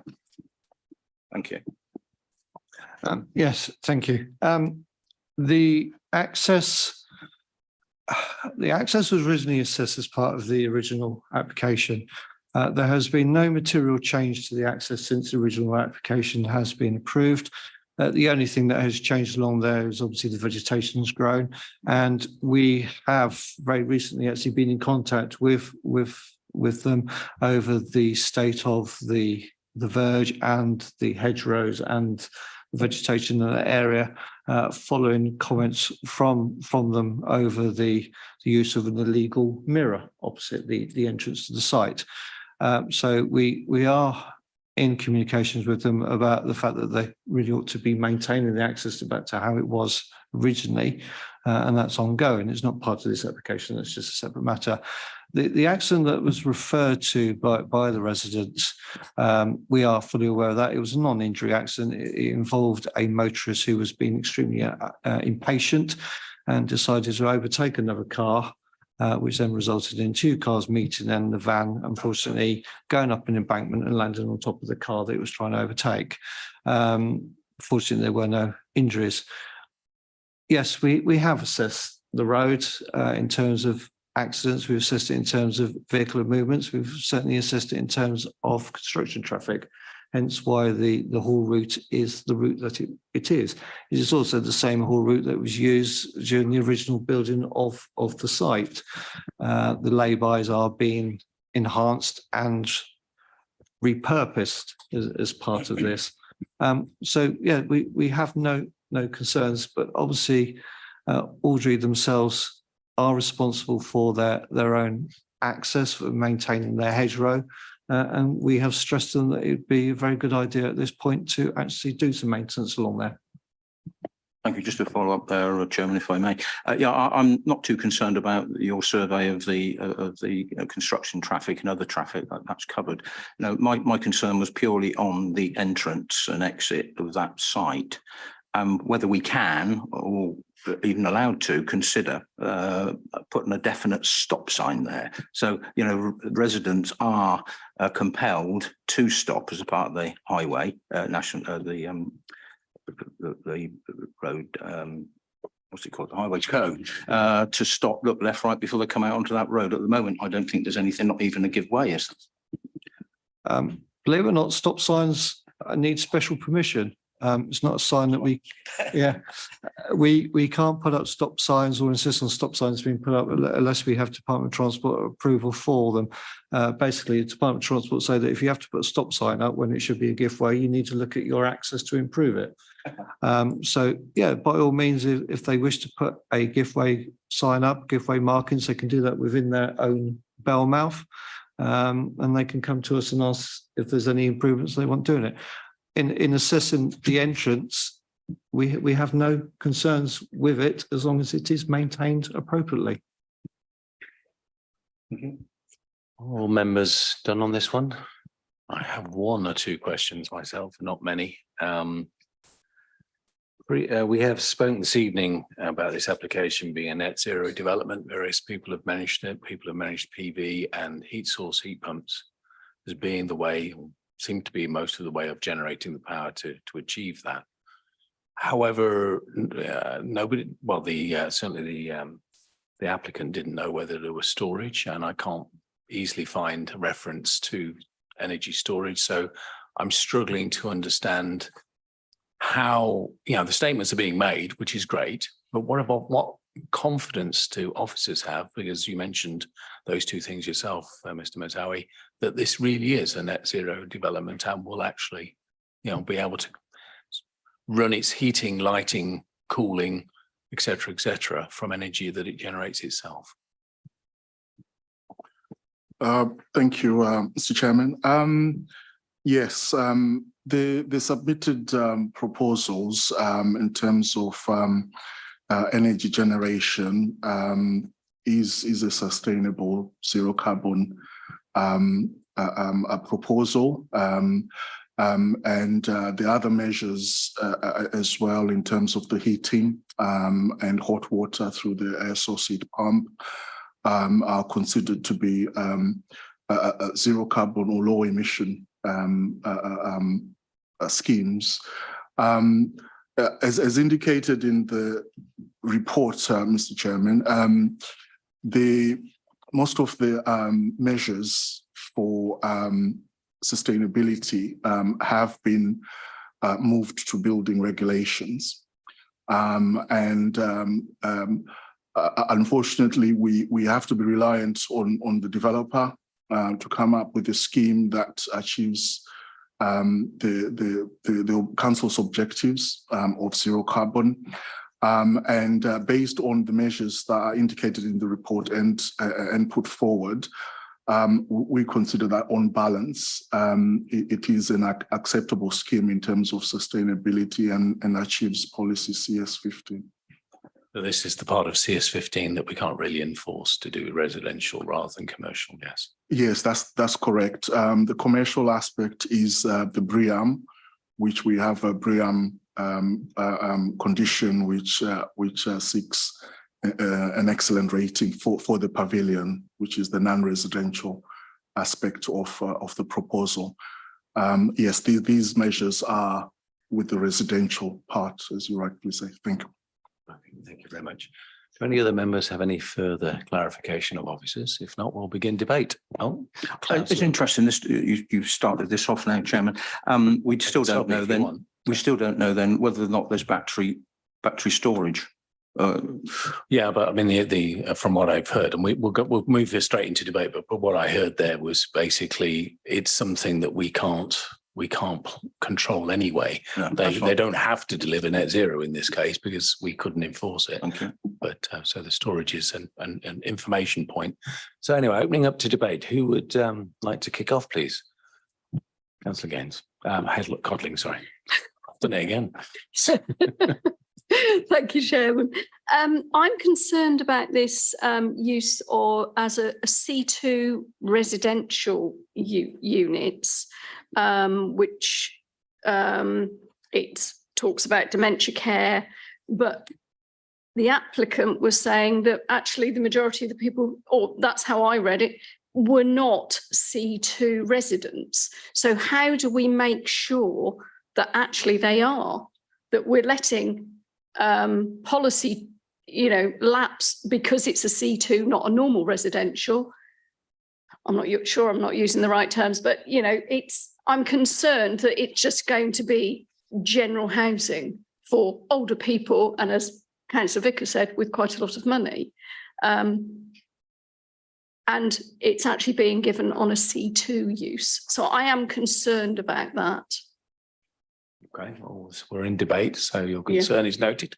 Anybody else like to add to the debate? Councillor Culver, then Councillor Wollaston. Thank you, Chairman. I'd like to echo what Councillor Codling said. I'm not convinced, and I'm very concerned about the fact that we seem to be getting different information about whether this is dementia care units or not, and therefore whether it's justified to allow this development on land that hasn't been developed before. Regarding allowing a future viability assessment, I think it's unlikely there's going to be an uplift in the housing market and therefore an increase in profit for the developer. So I can foresee a situation where we don't get any sort of contribution at all towards affordable housing, and I don't think that that's acceptable. I may be straying beyond where I ought to be going with this, but we need social housing, and I suspect that if someone came forward saying 22 units of social housing in a walled garden, and there is justification for that because we need it, I could be wrong, but I think we'd probably reject that. I'm also not very happy about the biodiversity net gain. It's very, very poor. 0. Whatever it was I said, 54 or whatever percent is very, very low. It's a shame we haven't got an ecologist here this evening who can expand upon that for us. And we do need to make a couple of tweaks to the paper about badgers as well. It's clear from the paper that they are following best practice when it comes to mitigation for badger sets, but we do need to specify that there needs to be a 30-metre buffer zone. That needs to go in there. Yeah. Thank you, Chairman. And also the fact that it needs to be very specific about the fact that the artificial set there needs to be proof that it's being occupied before the existing set is shut down. And that again, order you needs can to be put that, followed. we can talk about those. Yeah, conditions, so. thank you very much. And just as a point of information, following on from what Councillor Gaines asked about Hungerford, my understanding when we debated the Compton Institute in February 2022, that we did consult East Ilsley because the demolition and construction traffic is all going to go through East Ilsley. And they did actually come to committee and speak as well. So that's just a point of information. Thank you, Chairman. Okay, I've got Councillor Benneworth and then Councillor Gaines and Councillor Wollaston. Sorry, am I good to get the order on? Councillor Wollaston, do you want to go first then? If everyone's happy, Chairman. I personally don't have a problem with this scheme at all. I think there is a clear need for housing for the elderly in the area. And I think it's a very sympathetic scheme within the walled garden. I also have a problem with the issue of the 22 cars going backwards and forwards, but I'm concerned about construction traffic. I actually drove through Hungerford this afternoon, going up towards Hungerford Common. I had to go up on a pavement to get past an HGV that was coming the opposite way. I've lived around Hungerford since 2000. I don't recall any major problems during the construction of Inglewood, but perhaps some others here who've also lived in the area for quite some time might be able to recollect whether there was a problem or not. Okay, thank you. Councillor, I'm going to go to Gaines. Thank you. Councillor Willison, there were some issues with the construction traffic, especially with the high street into Park Street. There's a very narrow and very sort of sharp bend there. And the number of times, and this is not this particular case, but the number of times we've had situations where lorries have actually had to back up into Park Street to let other traffic go past is I can't think the number of times I've actually seen that myself, and I don't go up and down that road that often. So that's one thing. Coming back to the C2 thing, my concern with that is that I understand, and I could be wrong here, I understand that C2 class dwellings can actually have can be changed to other C classes without any further referments to planning. So they can actually be changed from a C2 to another C class. So effectively, we could have a situation where this is a C2 class dwellings, but actually be changed to a C3 or C4 without any reference back to planning. Well, unfortunately, that would have been useful to clarification of officers, but it's too late for that. We're past that point, unfortunately. It was. There didn't seem to be a good point for asking that, to be honest. I thought I'd taken over enough time. Thank you. Councillor Benneworth, I've got you down here. Well, yeah, thank you, Chair. I didn't, but I will very briefly. Okay. Just picking up on the point made by my colleagues either side of me, the turning into Park Street is it's quite a celebrated, notorious turning, and it's featured a couple of times in the Newbury Weekly News. The pub on the corner, the Plume of Feathers, has been struck several times, and so it is a problematic junction. But that's all, Chairman. Thank you. Councillor Cook, would you mind if I just add a little bit to the debate before I come to you? I've been pondering what to say here because I'm still open-minded. Some of the things that have struck me as we've gone through this is there's some serious doubt about the traffic management and how it's really going to work. Certainly, I haven't heard anything that convinces me that we're going to protect Kintbury from the likely result, which is traffic coming that way, seeing as that seems to what's happened last time. So certainly I'd be wanting to try and see if we can do any conditioning there when we get to it.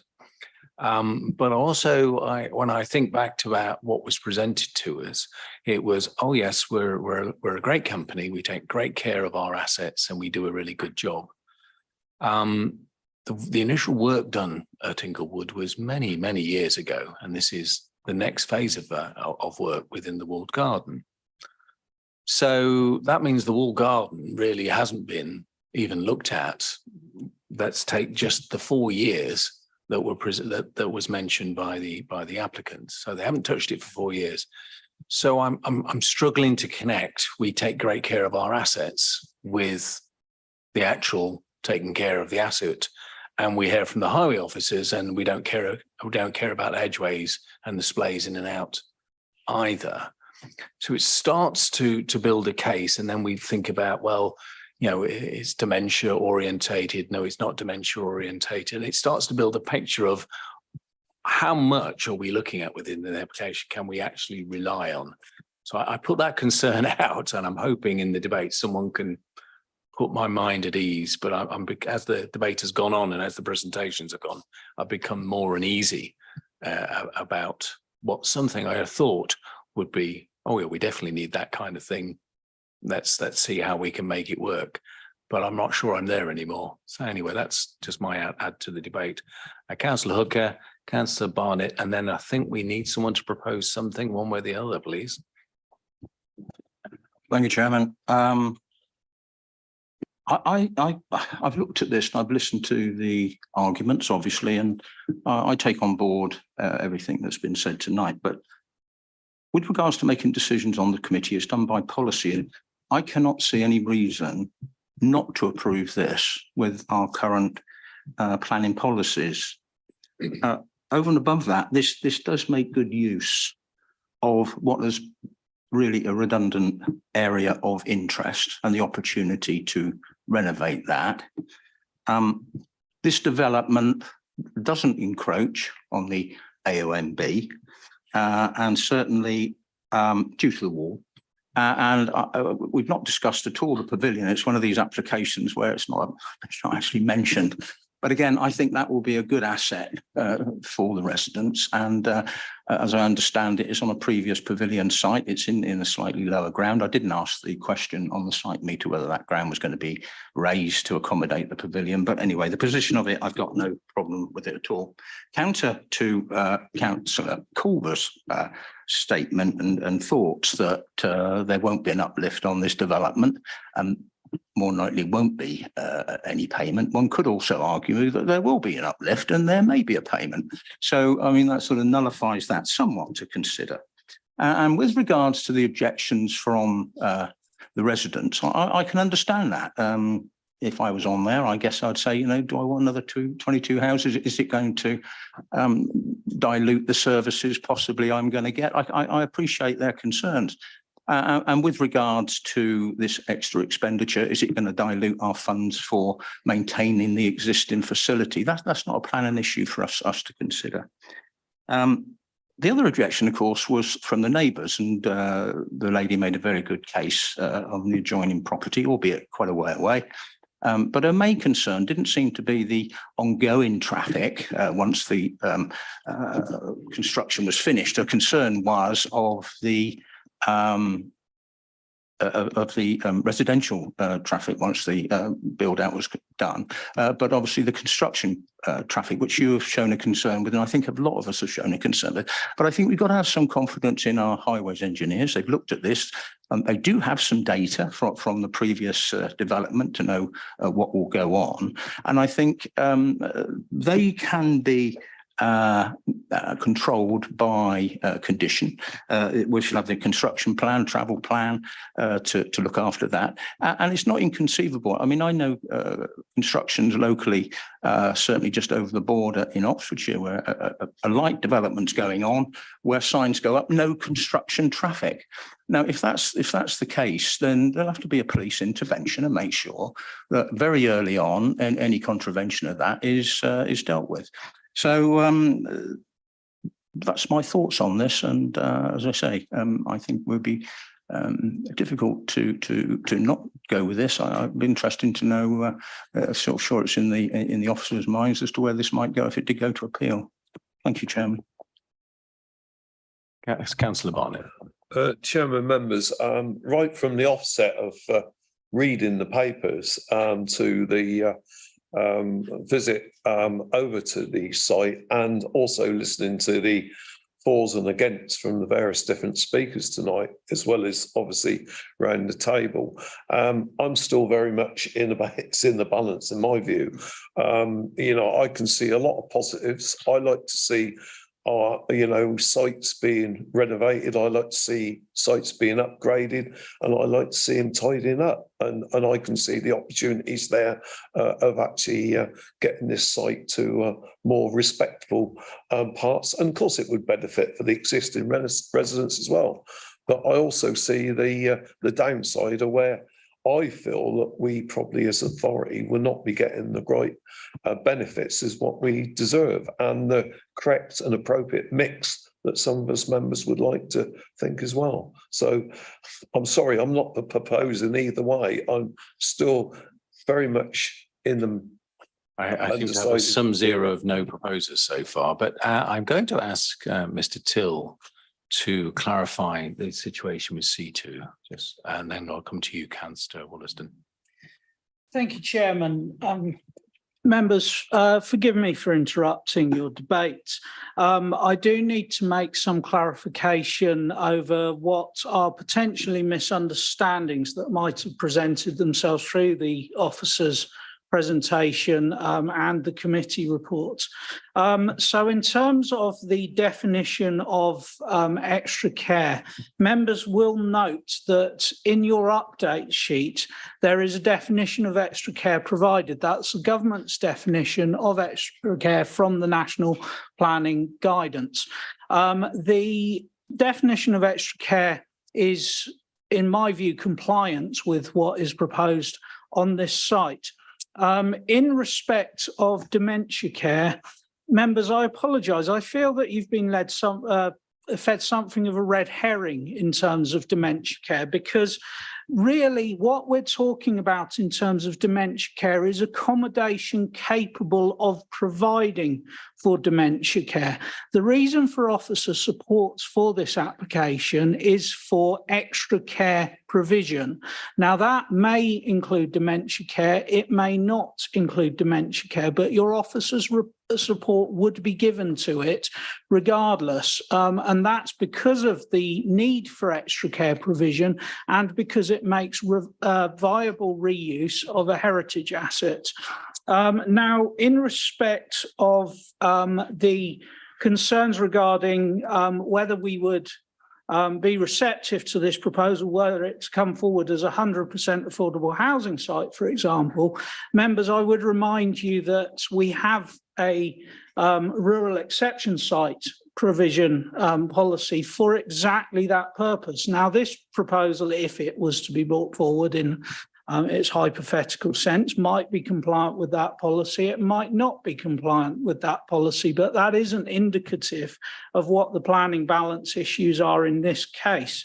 And finally, in respect of concerns regarding change of use from C2, I would highlight to members the requirements of condition 23, which quite clearly set out that there is no change of use authorised for this particular development proposal. Thank you, Chairman. Thank you. I'm going to, Councillor Walling, just one thing before I come to you, if I may. Mr. Till, could you give us a clear indication that it's on balance and we're all, and I can feel the room and it's obviously on balance here, nobody can quite decide. How strong is your in favour in terms of this application, or how close to you your officers are in terms of on balance? Members, it is an on-balance recommendation, and that is because it is for additional housing development in the countryside. The highways concerns are legitimate concerns, I would suggest. But your highways officers are satisfied, your planning officers are satisfied that there is a genuine demonstrable need in this case. My concern would be that if the application were to be refused, I would want members to give careful consideration in terms of the actual grounds of refusal in these terms, and whether they would be compliant with national and local policy in terms of actually refusing, because that's where the balance really comes down, in your officer's opinion, is the national and local policies. Thank you, Mr. Till. Councillor Wollaston. Thank you, Chairman. From what I've seen of Audley's business model, it's very much designed around extra care. It's not for just straightforward property development.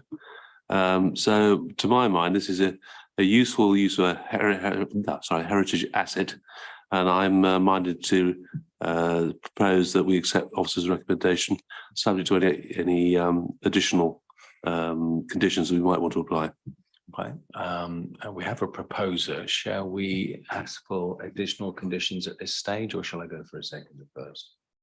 Or have you captured some of the comments already then?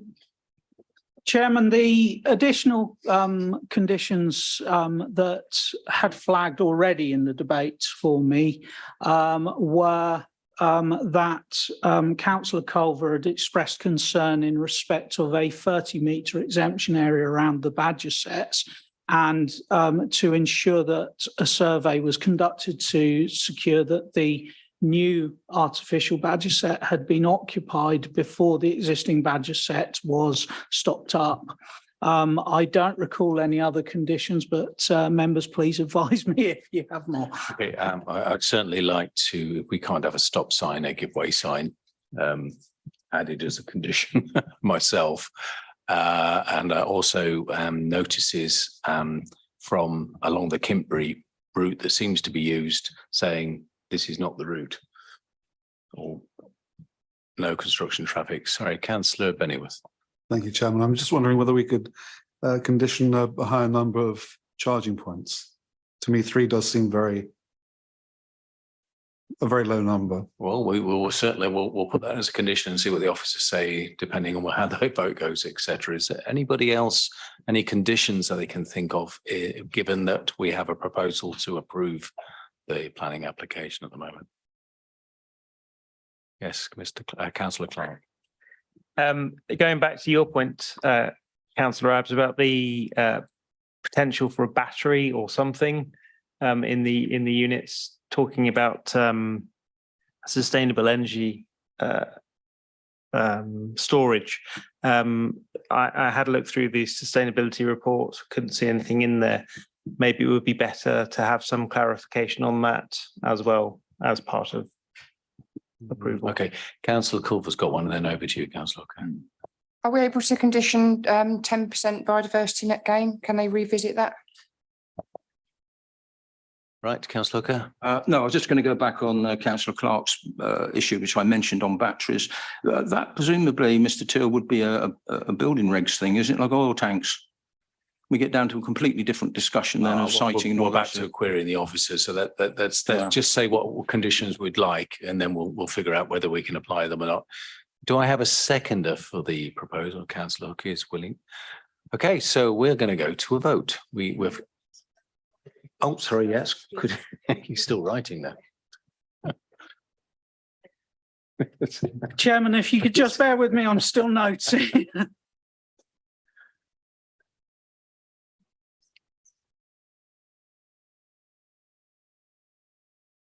Well, if we can specify within, I'm not sure we can.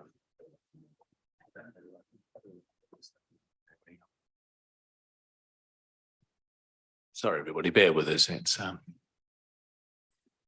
Right, thank you, Chairman. In addition to the conditions regarding the badge set that I've already suggested, I also have a request for a condition regarding a stop sign, which I would suggest. Sorry, it's a giveaway sign. A giveaway sign, which I would suggest that would be a preoccupation requirement for provision of a giveaway sign on the applicant's own land at the access.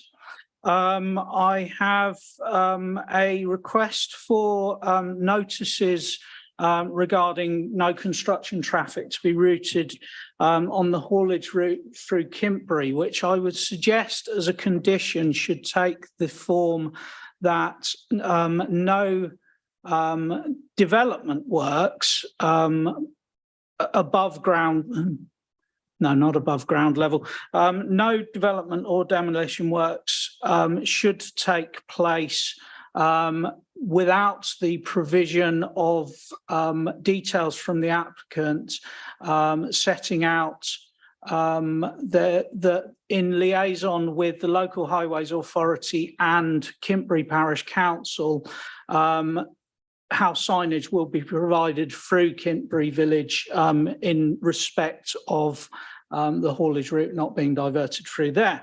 I have a request from Councillor Culver for a condition requiring details to be provided of how the development will secure 10% biodiversity net gain.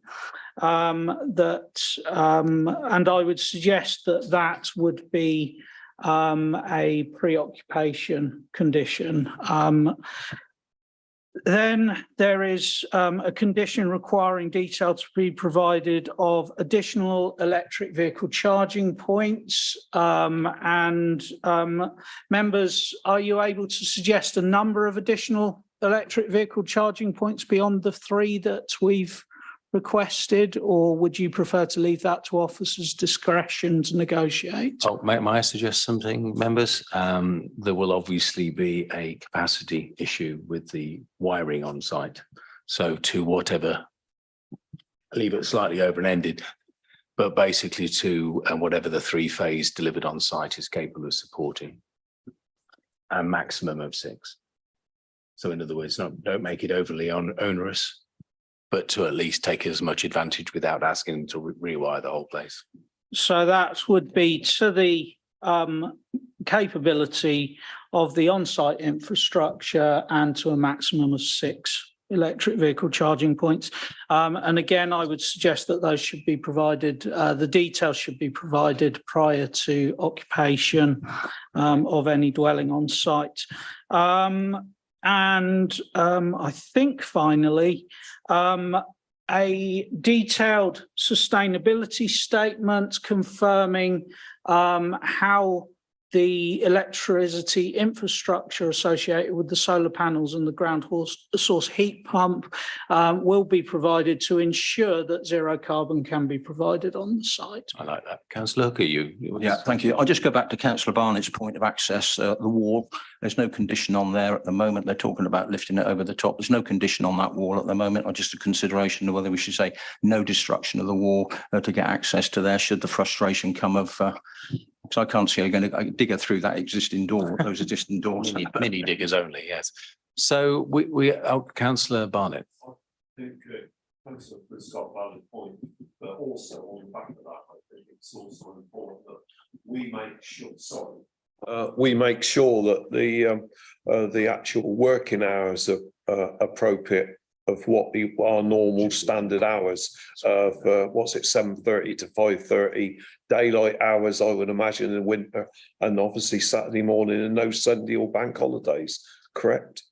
Okay, I think I can see Mr. Till checking that already, but so that's a lot of conditions to add to your proposal, Councillor Wollaston. Are you happy to accept them all? Yes, Chairman. Okay, so I'm just going to pause for a second while Mr. Till comes back to me. Chairman, I don't believe, Chairman, I don't believe that we do have a condition in respect of working hours I can apply the usual wording of the Condition 16, Sam. condition 16. I apologise.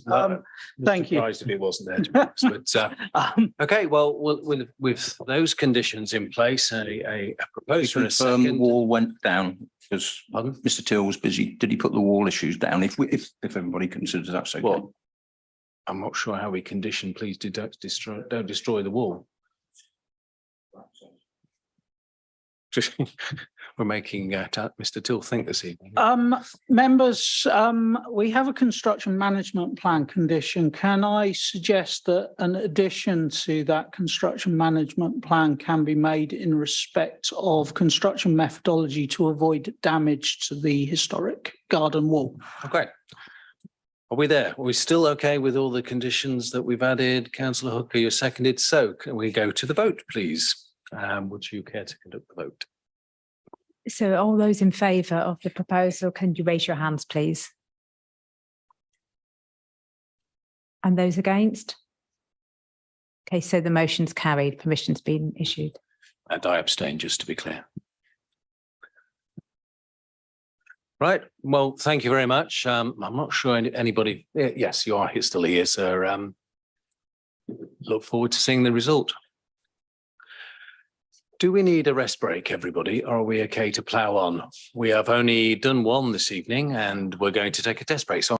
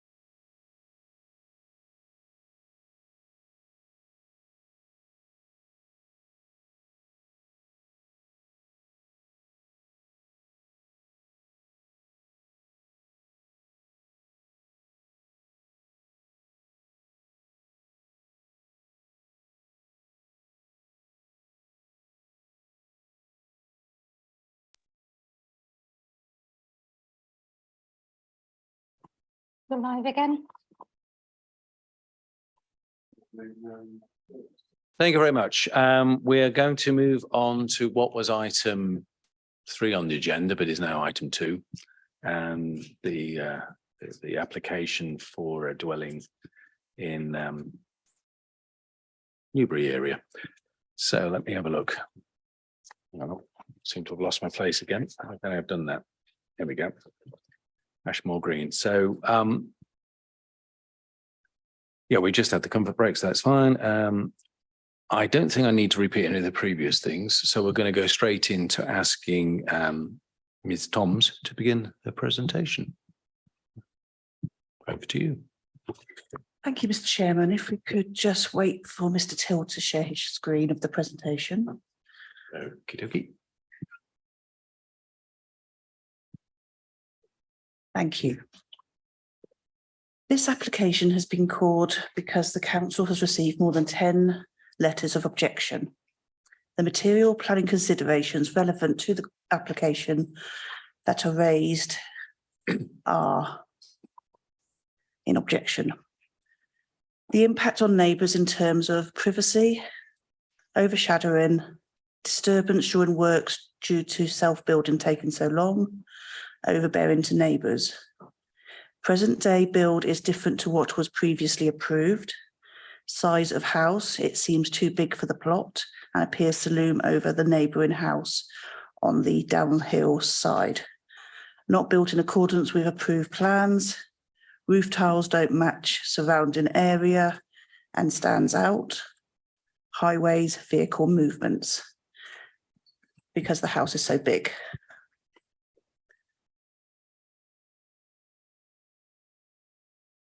Juniper Rise was a bungalow situated within the settlement boundary of Ashmore Green and received planning permission for 1.5-storey extension to create a 3-floor house in 2012, with accommodation within the roof and 2 triangle dormers to the rear.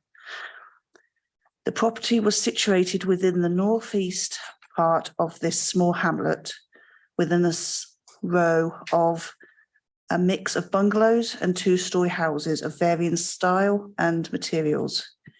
Its near neighbour, Little West, was previously a bungalow, which received permission for its 1st-floor extension into a house in 2003.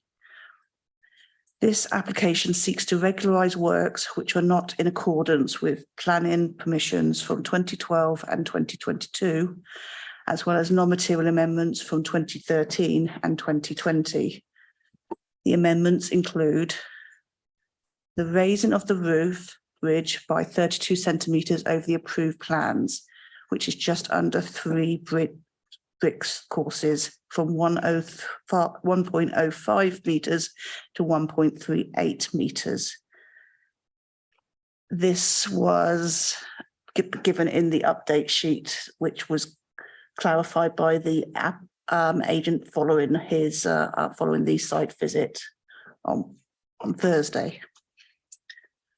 Omitting the dormers to the rear elevation and replaced with roof windows. Changing and adding roof windows to the front elevation. Simplifying the front elevation by omitting front extension gable element. And increase height of porch with external steps to simplify internal ground floor levels. The roof materials, as they have been constructed, have been approved under non-material amendment in 2013, and the external wall materials have been approved under section 73 for the render and bricks in 2022. No changes are proposed for materials under this application. While it is accepted that there is a difference in roof heights between the 2 properties and that there is some impact on Little West as a result, it is considered that the loss of the rear dormers would actually reduce the bulk on the roof slope and decrease any overbearing impact on the neighbouring property by reducing the apparent visual massing. It is worth noting that in your officer's view, even if the dwelling was reduced in overall height by 32 centimetres, This would have limited impact on the overall massing of the building, and the resultant dormers would be likely to increase neighbourhood concerns with the loss of privacy and overbearing impacts of the works, notwithstanding that they already have planning permission. Your officer's view is that the changes to the building have substantially been approved under previous planning permissions, and such amendments are, as proposed, relate more to detailed aspects of the design and would not in and of themselves result in material planning harm, as might merit refusal of this application. Therefore, your officer's recommendation is for approval subject to conditions as set out in the agenda report. Thank you. Thank you very much. Highways, do we any input on this one for us? No input at the moment, thank you, Mr. Chairman. Okay. Go fine. So we're going to move on therefore to representations. First up is everybody remembers the 5-minute things I mentioned earlier, I hope. Yes, I see a lot of nodding, so that's good. First up is the Parish Council, and we have Heather Codling in person to speak to us. Please take the lectern. Thank you. Thank you very much, Chairman. Yes, I'm here as the parish representative. I wasn't on the parish council at the time, and I will be just taking my comments from their notes as they've asked me to provide them. They have said that it is out of keeping with neighbouring properties, overbearing to neighbours. They were concerned about the use of the garage as a separate dwelling. They understood that the applicant had been living in that while there was work going on, and they didn't want the precedent set of it becoming a separate dwelling. And they were very concerned about the retrospective nature of the application and the fact that it didn't comply with previous plans that have been passed by this authority. That's it. Oh, is that it? That's it. That's definitely less than 5 minutes. So short and sweet. Members, any questions of Councillor Codling? No. Thank you very much. Next, we have the objectors. I have three names here. Julia Ralph, Ivan Simonowski, and Ian Goodwin. Are you all?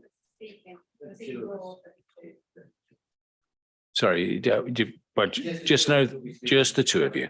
Do you want me to split it evenly or? Okay, when you start, just before you start, just say who's who so that we have a note for the record. Are you ready to start? Okay, thank you very much for listening to our objection. Basically, the changes of the original. Okay, can I just stop? Could you just say which one is which before you start? Oh, sorry. I'm Ivan Simonowski. I live at Little West, which is next door. Thank you. Ready to go again? To Dominic, sorry. Thank you very much for listening. The changes to the original application are both significant and substantial in our opinion, and it's at least a metre high, which is 13 courses of bricks, higher than approved. The existing structure appears to overwhelm as viewed from the road and adjacent properties, especially ours and the other neighbour. The property is now, we believe, only 3-storey house in Ashmore Green Road, and this now sets a precedent for a change for the roof structures of anyone else without to go ahead with retrospectively. Consideration to consider the number and the nature of the changes should have been thought through at the original planning stage, or were they just thought to be unattainable? In our opinion, to go this route for retrospective is always the intention, if ever questioned by building control, and only did so when building control questioned what was actually happening, then retrospective was put into this degree. And also the question is the foundations of a 1958 bungalow with the additional height, additional weight, actually up to the job. And in our opinion, it's a total disregard to the planning process, which we didn't object to, but it's completely changed. And no consideration or respect has been shown to any of the neighbouring properties, and our opinion has been built exactly to what you wanted, rather than the planning consent given by yourselves or to any neighbours. We have actually managed, we did change our bungalow to a house, and we didn't need any retrospective. We just stuck to the planning permission granted. And that's kind of it. Thank you very much. Okay. Mr. Chairman, Ian Goodwin. I represent the rest of the residents in the road that have rejected. Basically, we all feel cheated because we didn't object to it. Nobody's objected to a small house becoming bigger with the modern day needs. But the planning, what is actually built has no relationship to what was originally planned. So we feel as if we've all been had over because of, you see these little retrospective things, which are very hard for Joe public to comment on, because the information you get on the website, it's virtually nothing. So you can't compare like for like, you just see what's there. Everybody that I speak to and all the neighbours find it really in your face development. You have two houses, one next door and one 2 doors down, that are going to go for be enlarged. What is to stop them doing the same thing of applying for a decent construction and then going way above and beyond? Because it's not just one simple thing, it's quite a lot of changes have happened today. Thank you, Mr. Chairman. We're happy to answer any questions you may have. Thank you very much. Just bear with us for a second. Members, questions, please. Yes, Councillor Hooker. Thank you. Just to be clear, can you just list what you consider have been these changes? I mean, we saw there, but we've heard it was it 30 odd centimetres and it's a metre. Yeah, and then you said many other. What are those things, please, that we might not have seen on our site then? Mainly the roof height. Basically, it had a roof. It's now got a roof with window lights in it. There's lots of things that have changed. Positions of the windows around the backs have changed. The main ridge height and where it is positioned too little west is really overbearing. The porches, roofs, front and back have changed, various heights, various shapes. They bear no relevance or relationships, I should say, to what was originally planned, which is the reason why most people there wasn't any objections. We saw somebody was turning a bungalow into a house. It was in keeping with everything else in the street and felt happy. But what we got wasn't that. We genuinely feel cheated, as if we've been had over deliberately, and we're worried that you now set the. Sorry. Thank you very much. Yes, Councillor Gaines. Can I ask what sort of other houses, what house types, etc., on that in that street? Then are there different types of houses, bungalows, other two-story buildings? Yeah. They were originally all bungalows, but to the left, where from Little West down the hill, they've all been changed in the same manner, and they all match in on that side of the road. But Ashmore Green as a whole has got different buildings, which is nice, but they're all in keeping with each other in their own little respect. So we're saying that the only difference is this house is actually a 3-story, as opposed to everything else being either a 2-story or bungalow. Yeah, 3-story and completely different. If you look at, because of Ashmore Green Road is on a hill, you see all the roofs appear to come up with the wooden bill in comparison to the slope, and you don't notice that it's easy on the eye. And then all of a sudden there's a big jump, and it's what's throwing, because as you drive up the hill, instead of seeing all these new 2-story houses, you then see that, and it's throwing. And opposite, there are old terraced houses and things. So there is a mix of old and new, and nobody has objected the fact that it is a modern house or anything like that. It's just the fact that it seems just so big. That's the way it actually interfaces when you see it. Okay. Any other members, any questions? I just have one myself. You mentioned 1 metre, and obviously the officer said 32 centimetres. Why do you believe it's 1 metre and not 32 centimetres? Well, as I understand it, that's the height, the extra height of it. That's what we were told it was. Do you want to expand on who told you then, maybe? Or? No, on the plans, we just took it as a metre. If at one point on the retrospective planning permission submission, it shows you a picture. There's lots of different pictures, and there is one with a little drawing. And if you look at that drawing of the agreed one and the actual built one, you can see there is a clear substantial difference. You wouldn't see 39 centimeters. So somewhere along the line, somebody is not thing. And I don't know if it's because it's taken from ground level at front or ground level at back to where the height ridge is. But the drawing. Just one moment, please.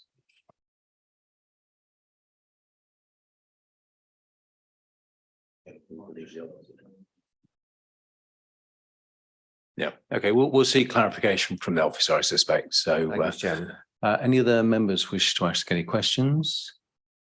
No, that's it. Thank you very much indeed. Thank you very much. Okay, next we have Zelina Francis, who I believe is joining us via Zoom.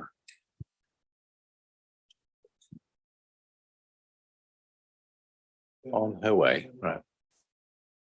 Yes, please, if you don't mind. Thank you.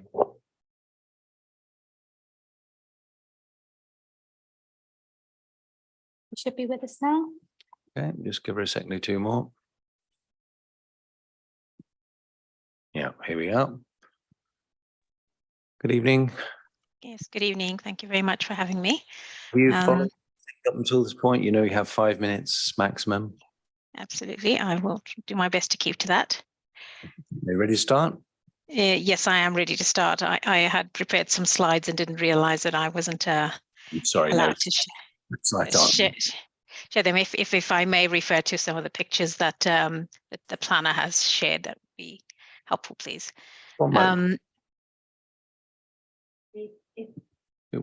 If you would like to ask for a specific plan, maybe we can put that up on the screen now. It was mostly the images of the two houses side by side, the before and after that I was after, if that's possible. Would it be possible, Simon, to put that on the screen so that there's something on there? Yeah, we're just going to be clear. If you start asking us to select different pictures and so on, it will burn into your time, I'm afraid. I think the one in question we want to refer to, maybe just have that on the. Yeah. If the before, just two, the one with the bungalow before it was turned into a double story or double and a half, and the one after with the two houses adjacent would be just those are just the two that I would like to refer to. To exist in what we can show. Chairman, I can show those two pictures separately, not together. We can't. That's fine. That's fine. You don't mind showing them as I speak. I can get going whilst you get those on the screen. Start right now. Thank you. All right.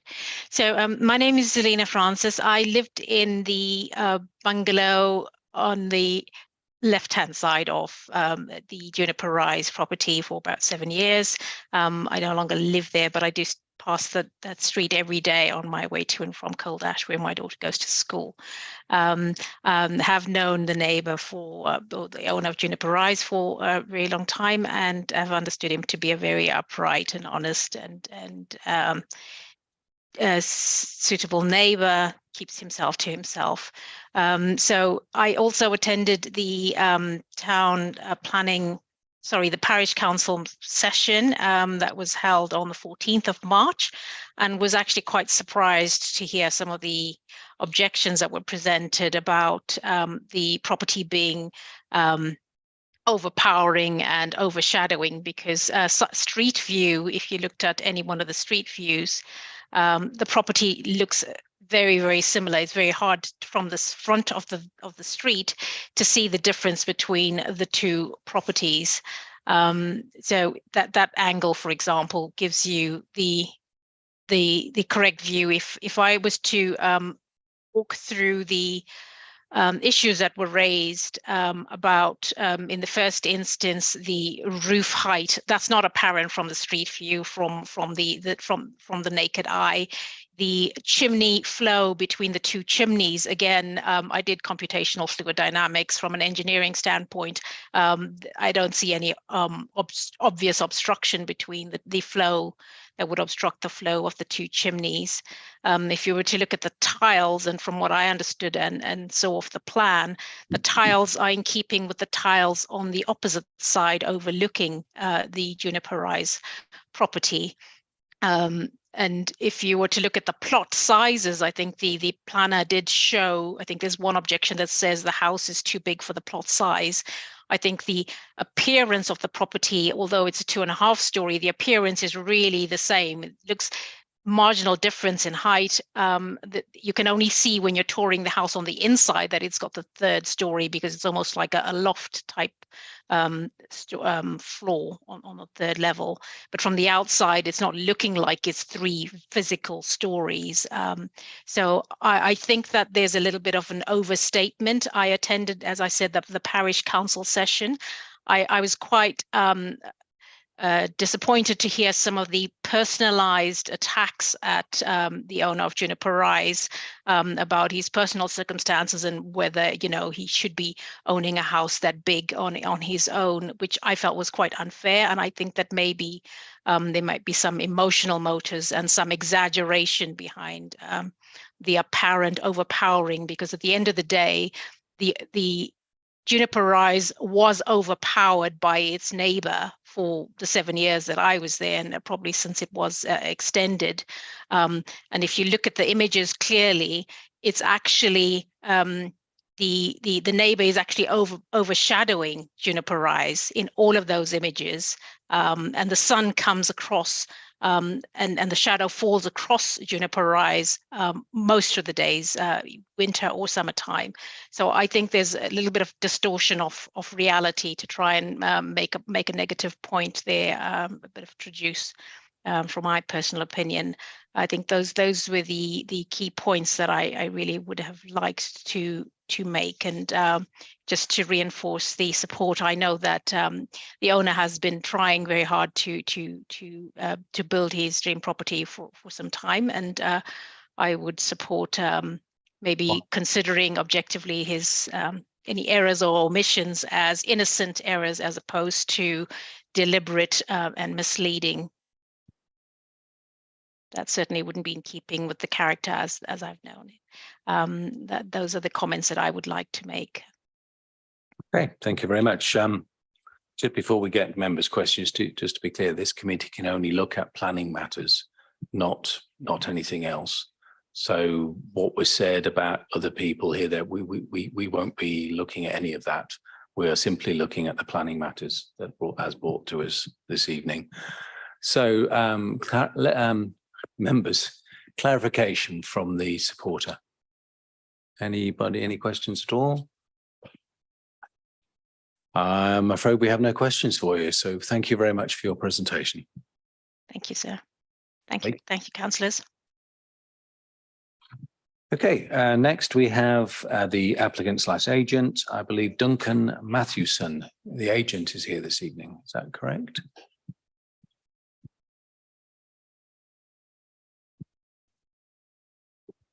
Hi, my name is Domenico Perlo. I'm actually the owner, and that's Timbury will speak on behalf of Duncan, which is not well.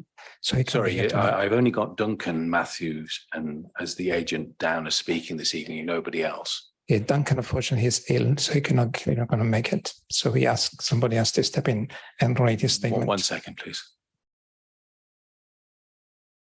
So, yeah, so who's asked to step in? Sorry. So that's Tidbury is going to step in. Chairman, if I may, my name's Des Tidbury. I'm a friend of Mr. Perlo. I've got just a submission that was written this afternoon by the architect, Duncan Matheson. Unfortunately, he's sick. He's been taken unwell, and Dominic has asked me to read it on his behalf. Okay, so there's no one else in the practice that could attend? No one that he could find. Okay, we just have a little discussion.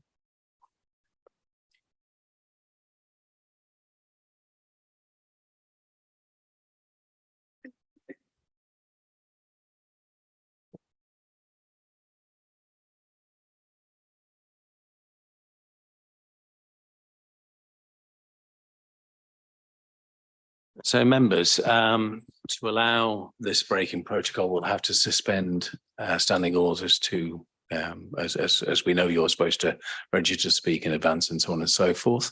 Normally, we would not allow that. I'd like to take a quick viewpoint from the members as to especially yourself, Councillor Rooker, as ex-chair. One point, if we do agree, then I suggest that we do not ask questions because you won't be able to answer them. Okay. Would anybody else like to contribute before I make a decision? I don't have a problem with someone else being able to speak if somebody's taken unwell. So I'd like to suspend standing orders. I assume I take a vote on it. So can I have a proposer? Well, I guess that was me, wasn't it? Seconder, please. Councillor Wollaston, and all those in favour. Okay. So we won't be asking you any questions afterwards because that would certainly break protocol, but by all means, you should read out the statement. Thank you. You have 5 minutes. Thank you, Chairman. Thank you, elected members. And I'm quite relieved you won't be asking any questions, actually. So this is a statement that was written by Duncan Mathewson, who's the appointed architect. Now, he was appointed following notification from West Berkshire Council that an enforcement officer would be visiting the site in view of complaints. I.e. Duncan, met the enforcement officer on the 20th of December, and we reviewed the differences between the approved scheme and that as built, including comparing the relative brick courses between the damp-proof course, windows and eaves with Little West, which is the house adjacent. The principal notable difference, apart from the change of porch design, was the addition of 3 brick courses above the first floor windows as compared with Little West. We noted the differences and agreed that the way forward would be for our client to instruct a firm of surveyors to carry out a full measured survey, including plotting the DPC, eaves and ridge heights of the adjoining property.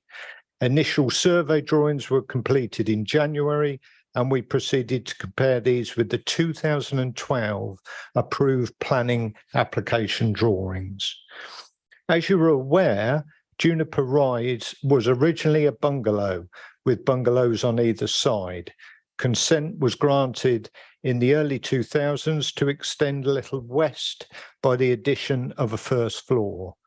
One could say this set a precedent, and our client duly applied to extend his property, but in this case with the addition of residential accommodation within the roof void.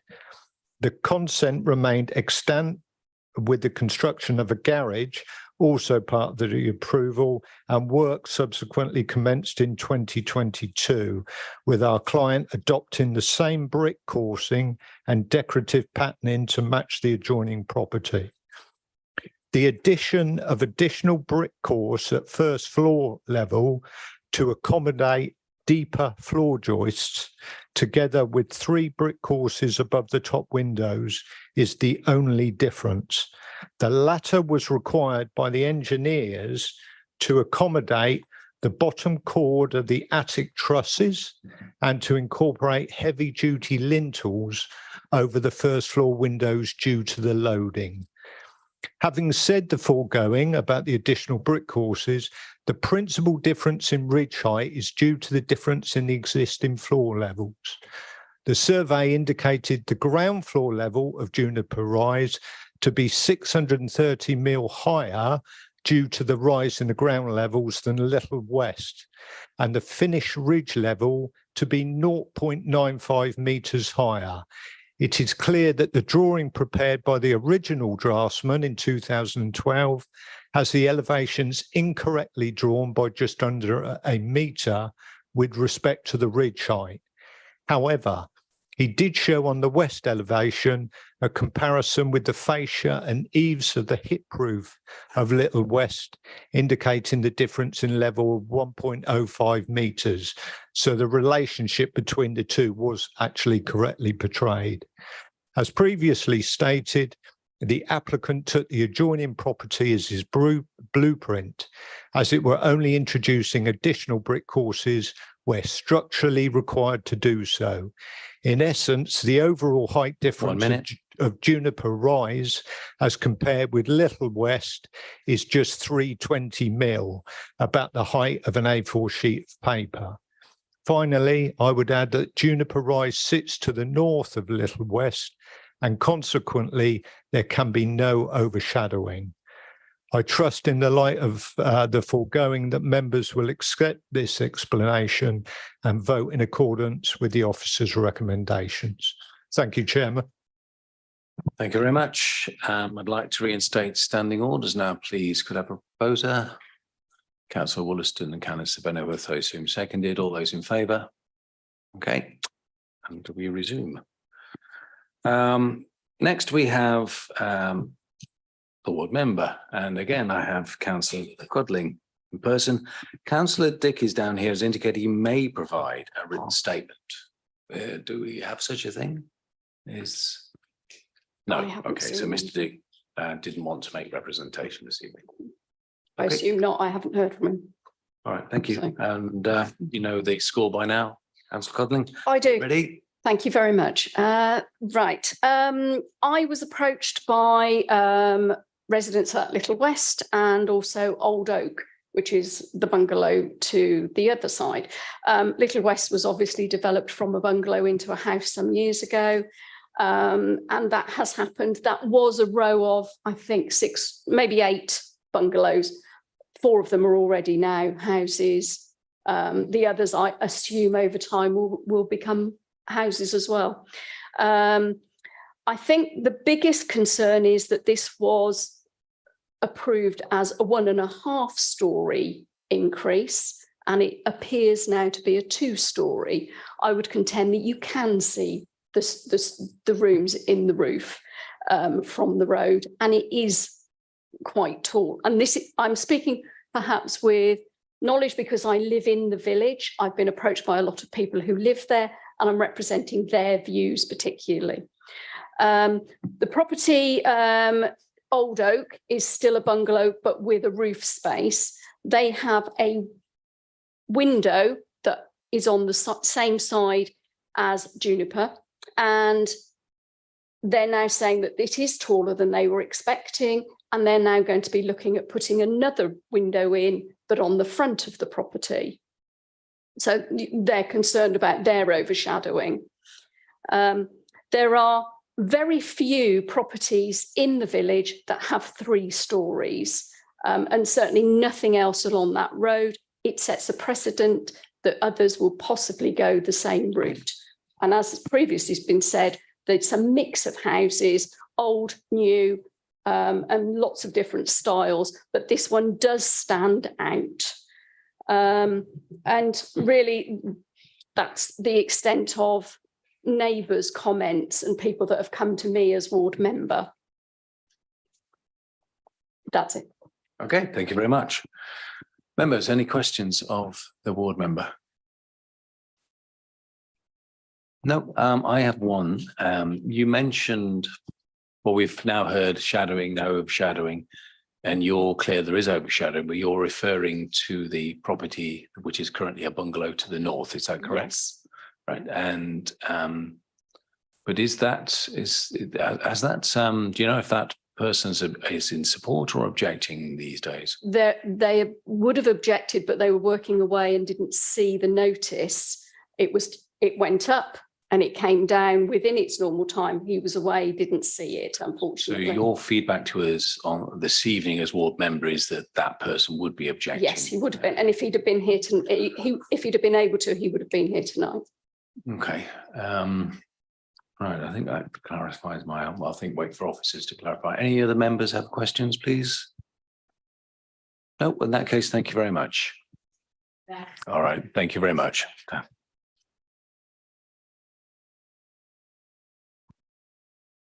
So I'm just waiting for Councillor Codling to leave the room. So now we move on to members asking for clarification of the officers. Do we have any takers? Yes, I saw Councillor Hooker hand up first and then Councillor Gaines. Thank you, Chairman.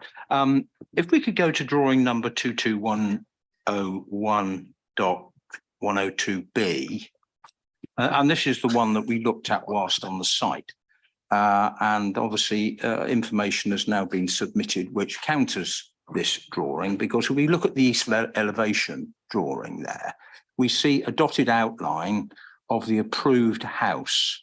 And then this one, obviously the retrospective increase in size and changes drawn in bold line and the approved in outline.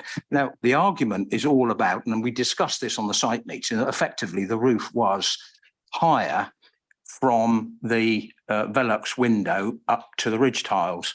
Now, today, we've heard that it's only 3 bricks, and I did notice the 3 brick courses over the top of the lintel of the windows, and it's been explained now that this in fact takes the lintels, which is to support the floor of the 3rd bedroom. What are we supposed to take as read? Because on the site meeting, we had a good appreciation of that extra metre, which did seem excessive. Now we're saying it's just the 3 courses of bricks over the windows. Thank you, Chairman. It's important, members, to understand that we were presented with a drawing that presented an inaccurate topographical survey, essentially, of the original ground level. The agent has highlighted where those inaccuracies are. Your officers do accept the agent's findings in this. So for the accuracy of information, we're reporting that the increase is 32 centimetres in height. I would note that your officer's recommendation would be approval if the increase had been a metre on the basis of the impact on site. So in terms of your officer's recommendation, that doesn't change from approval, but for the sake of accuracy of information, it's important for members to note that the difference here, if we were to find ourselves in a situation where we took enforcement action or in a situation where we went to appeal on this application, let's get the stages of this correct, refusing in terms of the increase in height and the associated impacts, that the increase in height would only be 32 centimetres. Thank you for that clarification. Councillor Wollaston. Oh, sorry, did I skip you, Councillor Gaines? I do apologise. Yes, I did write that down. That's okay, but actually it was a similar question to the previous councillor, sorry. I was going to ask about the same thing about the roof height and the differences. Believe? That's fine, yeah. Thank you. To you then, Councillor Wollaston. Thank you, Chairman. I just want to be clear what the other possible objections might be. As I understand it, the dormer windows have been removed, which presumably has reduced any overseeing of adjoining properties. The height of the porch has been dropped from 2 levels to 1 level. And from what I can see from the plans, there doesn't seem to be any changes to the elevational treatments. So I just want to make sure we are actually talking about 300 millimetres, and that's it. Members, the objections are, as was summarised in the presentation and as are reported in the report on this. Some of those objections are based on the impacts of the increase in height of the building, and that increase in height is 320 millimetres. The removal of the dormer windows, your officers have already given you our view that in actual fact that would reduce any potential overbearing impact and reduce a loss of privacy that might result from the dormer windows as well. Those are your officers' views. So we have responded to the objections that have been raised in respect of this, and we do not feel that the increase of 320 millimetres, the alterations to the materials and the design are in any way such as to increase impacts significantly on neighbouring amenity. Thank you, Chairman. Any other members? Yeah, I have a question myself about, about the initial volume of the approved application, not the one for consideration this evening, but the first one. And what is the extra volume, if any, of this new thing that we're being asked to approve?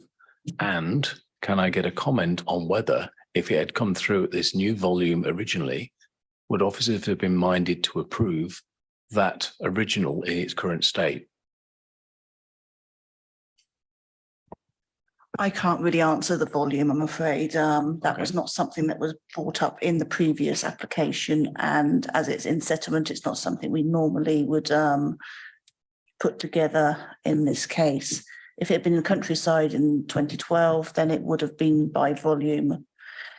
However, it's not. Whether this would have passed now, it's possible. I mean, there is already, as you say, precedents. Whether it being that height, again, it's down to levels. They are obviously at a higher level than their two neighbours, so there may well already be that issue with the height that would be impacting the neighbour. So I honestly, I can't really say at this stage. Let me try and ask you, because we know that as a committee that the retrospective element of it is something we actually have to ignore. We're only looking at this as an application on whether we would approve it full stop.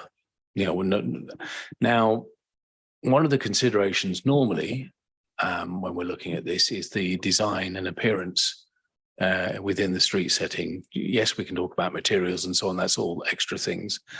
The approved application, the original one with the dormer windows, has a certain look and feel about it. Same with the porch height and so on. It isn't just the ridge height. There is a significant difference in what's been built to what was previously approved.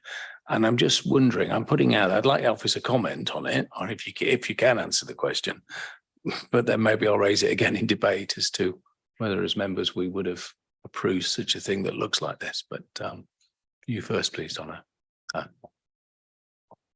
I think given the height and the style, it is very similar to its neighbour. Obviously, we would have to look at the levels, but I think given the style, the lack of, though there is some impact, I do not think that it'd be enough to refuse. Chairman, if I might comment, when scrutinising this application, I referred back to the Cold Ash Village Design Statements, which carries recommendations in terms of design and in respect of things like roof design and materials. I didn't find that the design proposed was in contravention of the recommendations of the Cold Ash VDS. I also surveyed the site myself while reviewing the officer's recommendation in respect of whether I felt that the proposed design was inadequate, and I was of the opinion that the design made a fair representation of meeting the requirements for a quality design as intended by policy CS14 and the National Planning Policy Framework. So your officers do support the design changes that have been made away from the original approval in this particular case. Members mind if I ask for further clarification?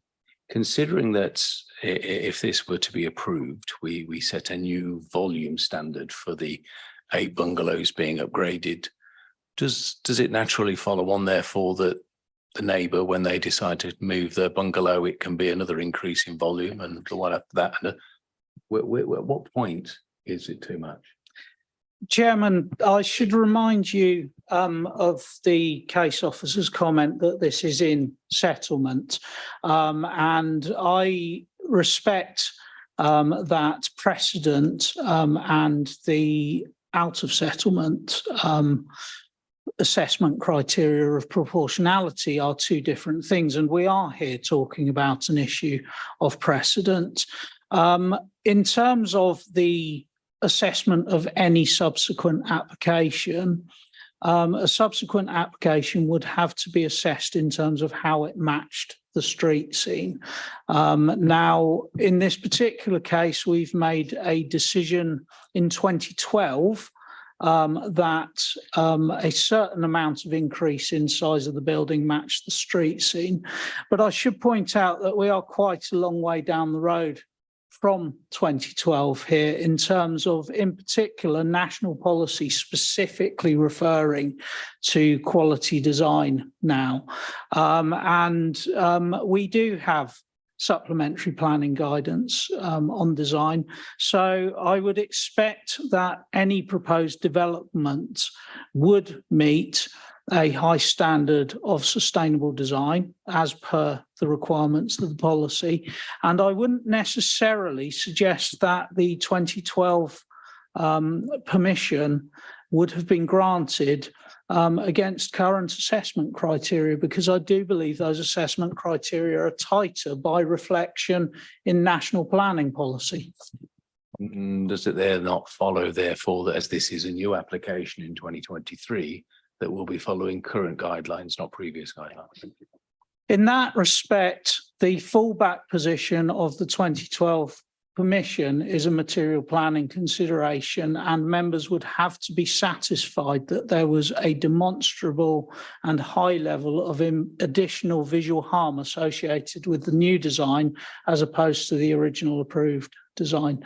Your officer's recommendation is that we don't feel that there is a sufficient level of additional harm that could be said to arise from the change in design ethos. So if I can just try and summarize in my head, any other applications coming forward will be looked at in its current form, but this one has to be looked at with respect to 2012 and the differences to 2010. We do need to consider the materiality of the fallback position, and that providing a strong precedent within an appeal situation. Okay, thank you very much. Any other members like points of clarification of the office before we move to debate? No, deafening silence. So who would like to kick us off, please, in debate? Anybody? Councillor Orliston. I think the thing that probably is slightly galling to all of us is it's retrospective. None of us like it. We've always said in the past that we are in principle against retrospective planning applications.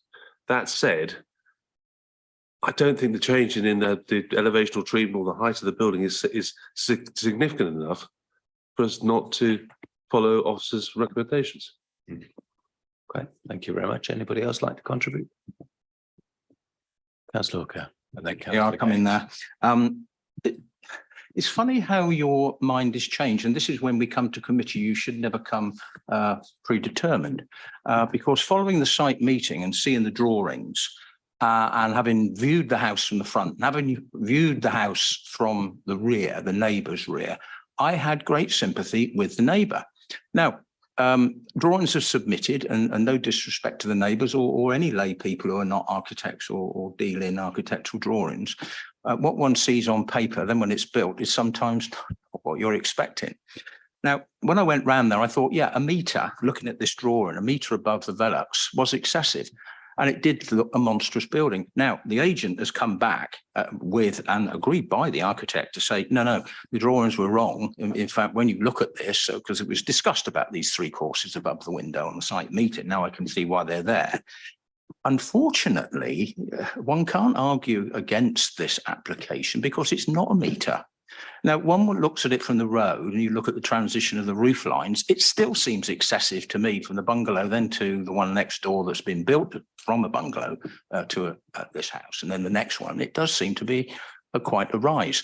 Now, if next door bungalow comes down and then get another increase as much again, should that be the case, then obviously these roof heights on this roof heights along this side of the road are going to be quite detrimental, I would suggest, to the street scene. So I think we'd find it difficult, unfortunately, having seen the site, now heard the argument tonight, to not approve this application. Councillor Gaines, I think I saw your hand up. Thank you, Chairman. Yeah, I'm looking at, I unfortunately didn't get to go to site visit because I was actually a sub at the last minute. So I haven't actually been there. So I've only been able to gauge this based on the plans. And I'm looking at one of the plans here now and looking at Shannon and Hailstone and looking at the footprint of those two properties in that road. And they actually look to be larger than the Juniper Rise one. Now, I know we're talking about height, but one of the objections was the actual increase in the area of that and over big for the site size. Looking at the Shannon and Hailstone, they look to be just as big a footprint on that site as Juniper Rise. Just thought I'd add that. Yeah, I see certainly from what you're describing but I don't know without looking in detail and getting clarification, which is garage, which is house, which how many stories. Even so, I think what we were saying in the objections was that actually the new build is actually too big for the site. If you look at the size of Shannon's on this plan and Hailstone on this plan, and then look at the size of Juniper Rise on this plan, they don't look to be that much different. Okay. To help debate, do we have any imagery showing Oak House and Hailstone by any chance? Chairman, I may be able to find something on Street View, but I'm a little dubious if I could seek legal advice as to whether I can display anything that I do find on Street View. It's new information, isn't it? I'm pretty sure we saw something during Donna's presentation that had an image looking that way, which should show us hailstones. Could we? I do apologise, everybody, to take a little bit of time out, but I want to take Councillor Gaines's point in debate here to make sure we are actually considering it. Chairman, I shall run through the site photography again. Thank you. Sorry about this, everybody.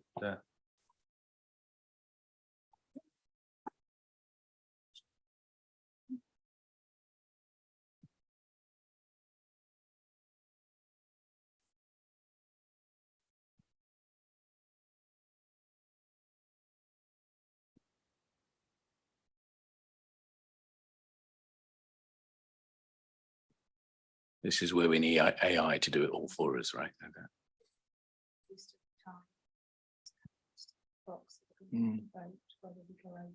Okay, yeah, that's a good point. Yeah, that's a good point.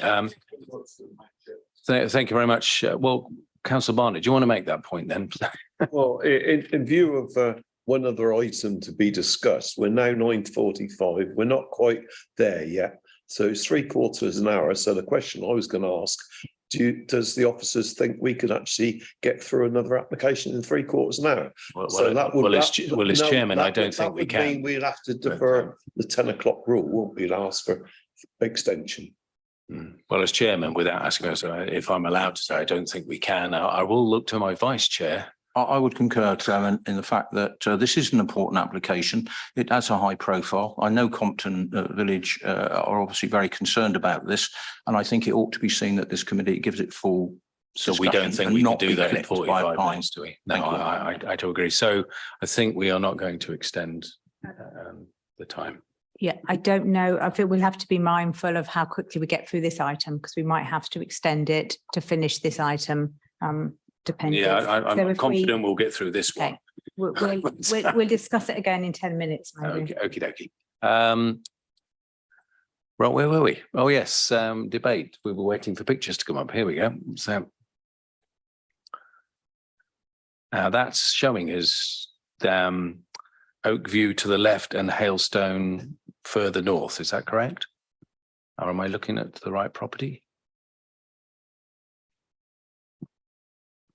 Donna, are you able to comment on what the photograph's showing? Yeah, I thought it was a bungalow.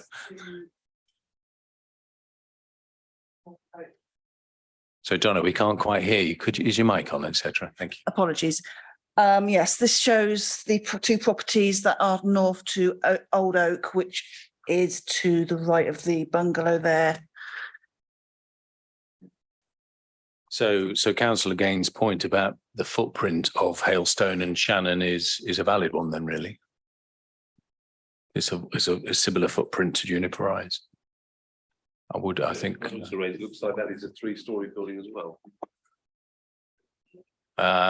It's certainly got something in the roof line, hasn't it? Okay, well, we're in debate. We're not in voting mode yet, although we need to get there quite quickly now, I suspect. Would anybody else like to add anything to this debate? Yeah, Councillor Clark. Yes, I mean, this is a very interesting discussion, and the village or the area itself was made up of bungalows, if I'm correct, previously, and now we're talking about something that's taller than a bungalow and surrounded not entirely but largely by other buildings that were once bungalows and now no longer bungalows. So it seems to me that actually there's been quite a lot of variation in height in the past, and it seems strange that we're now saying there shouldn't be any variation in the future.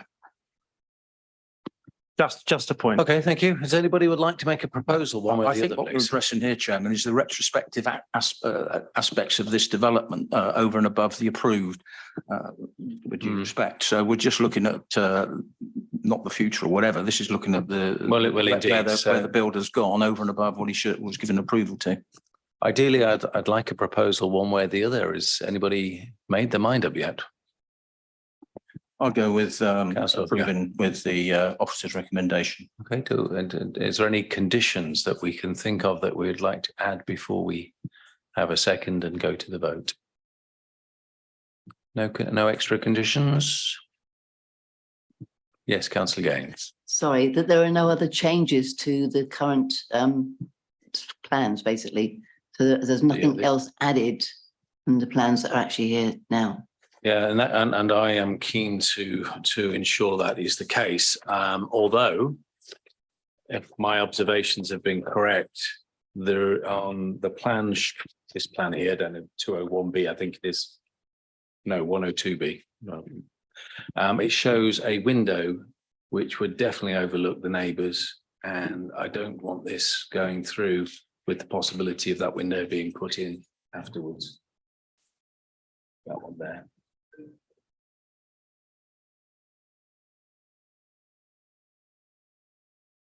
Thank you, Chairman. Members, if I can just advise on, first of all, that window is clearly shown on the plans as being omitted from the 2012 application. So that's actually a deletion there. And secondly, your officer's recommendation includes a requirement for compliance with the approved drawings. So that would cover the matter of planning permission being limited to these drawings. Can we condition that a quick check is done on the plan that we might now approve, so we have a proposal for it, and the measured window sizes of actually what's installed? So in other words, we're not going to get another complaint come in or something saying, well, actually the window when we've gone and measured it is even bigger than what we're about to, that we may approve. Is a way of conditioning a check? Chairman, I would suggest that the officer's recommendation remains the same, but that we request that the planning enforcement officer visits the site to ensure, following that approval, that the details do comply with the approved plans that the committee have reviewed tonight. Should you wish that check to take place before planning permission is granted, then that would need the application to be deferred, in my view, Chairman.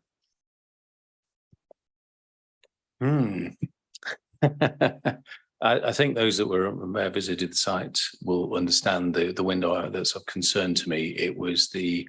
There was some comment made about the size of the window on the rear porch. It was a slit window, and someone made a comment that it was bigger than what was shown on the diagram here. I don't want to defer it, but can we get planning foremost? Is there no way to get the officer planning, the enforcement officer out there? And what would happen then? Would they then come back to us saying, well, actually, it's still breach of what's been approved, and we have to do it all again?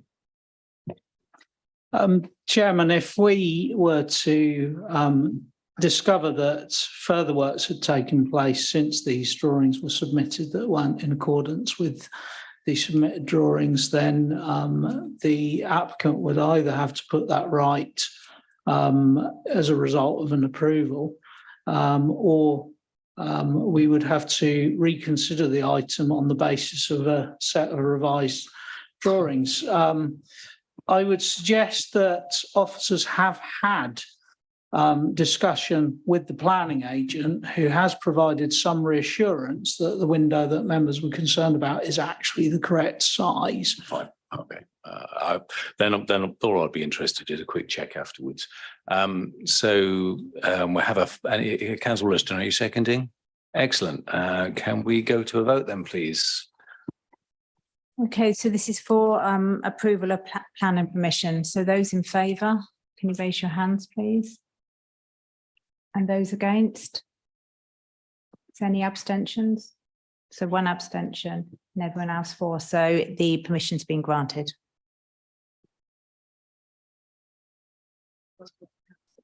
Thank you very much. Yeah, I'm just going to get Councillor Codling.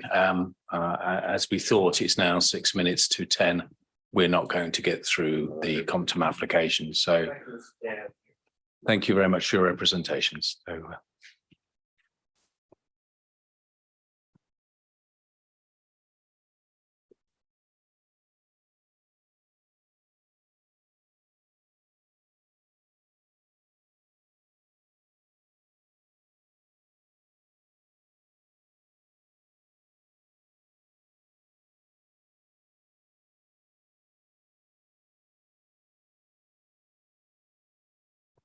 My apologies for those people. If are you over from Compton? For the Compton? Oh, right. Okay. I thought you'd been sitting here all night. This morning, I said I just. Oh, yes. Hello, sir. How are you doing? Thank you. That was really interesting. I stayed the whole way. Riveting. Thank you very much. Take care. Bye-bye. Okay, so all councillors are back in the chamber, and it's just to close the meeting, I believe. Unfortunately, we have to defer the last application because we ran out of time to discuss it. So do we need a vote on that, or is this just a reality? Yeah, okay. So, yeah. Information. Does this application at Compton require urgent determination? Does it mean a special meeting, or will it go into the next cycle? So normally it would go to the next item unless there was a particular reason we'd want a special. So whatever day that is in August. So the third week of August or whatever. I don't know if anyone knows the precise date. So that would be the normal position. But I think, okay, 23rd, I think two of the applications anyway, because Compton was 6 applications for different conditions. 2 of them, I think officers were recommended they were deferred anyway because the ecologists hadn't come back. So okay. So in that case, then it doesn't look like we could have done much anyway sooner. So not for the whole application. No, so, 5. Well, it'll take us just as long to go through the 6 as it would have 4 or whatever. So on that, unless council, I keep promoting you. Sorry, Mr. Till would like to say anything. No, Chairman, I'm really hovering my finger over the button. Right. Okay. No. And on that basis, apologies for officers turning up that didn't get to speak this evening. But that's the end of the meeting.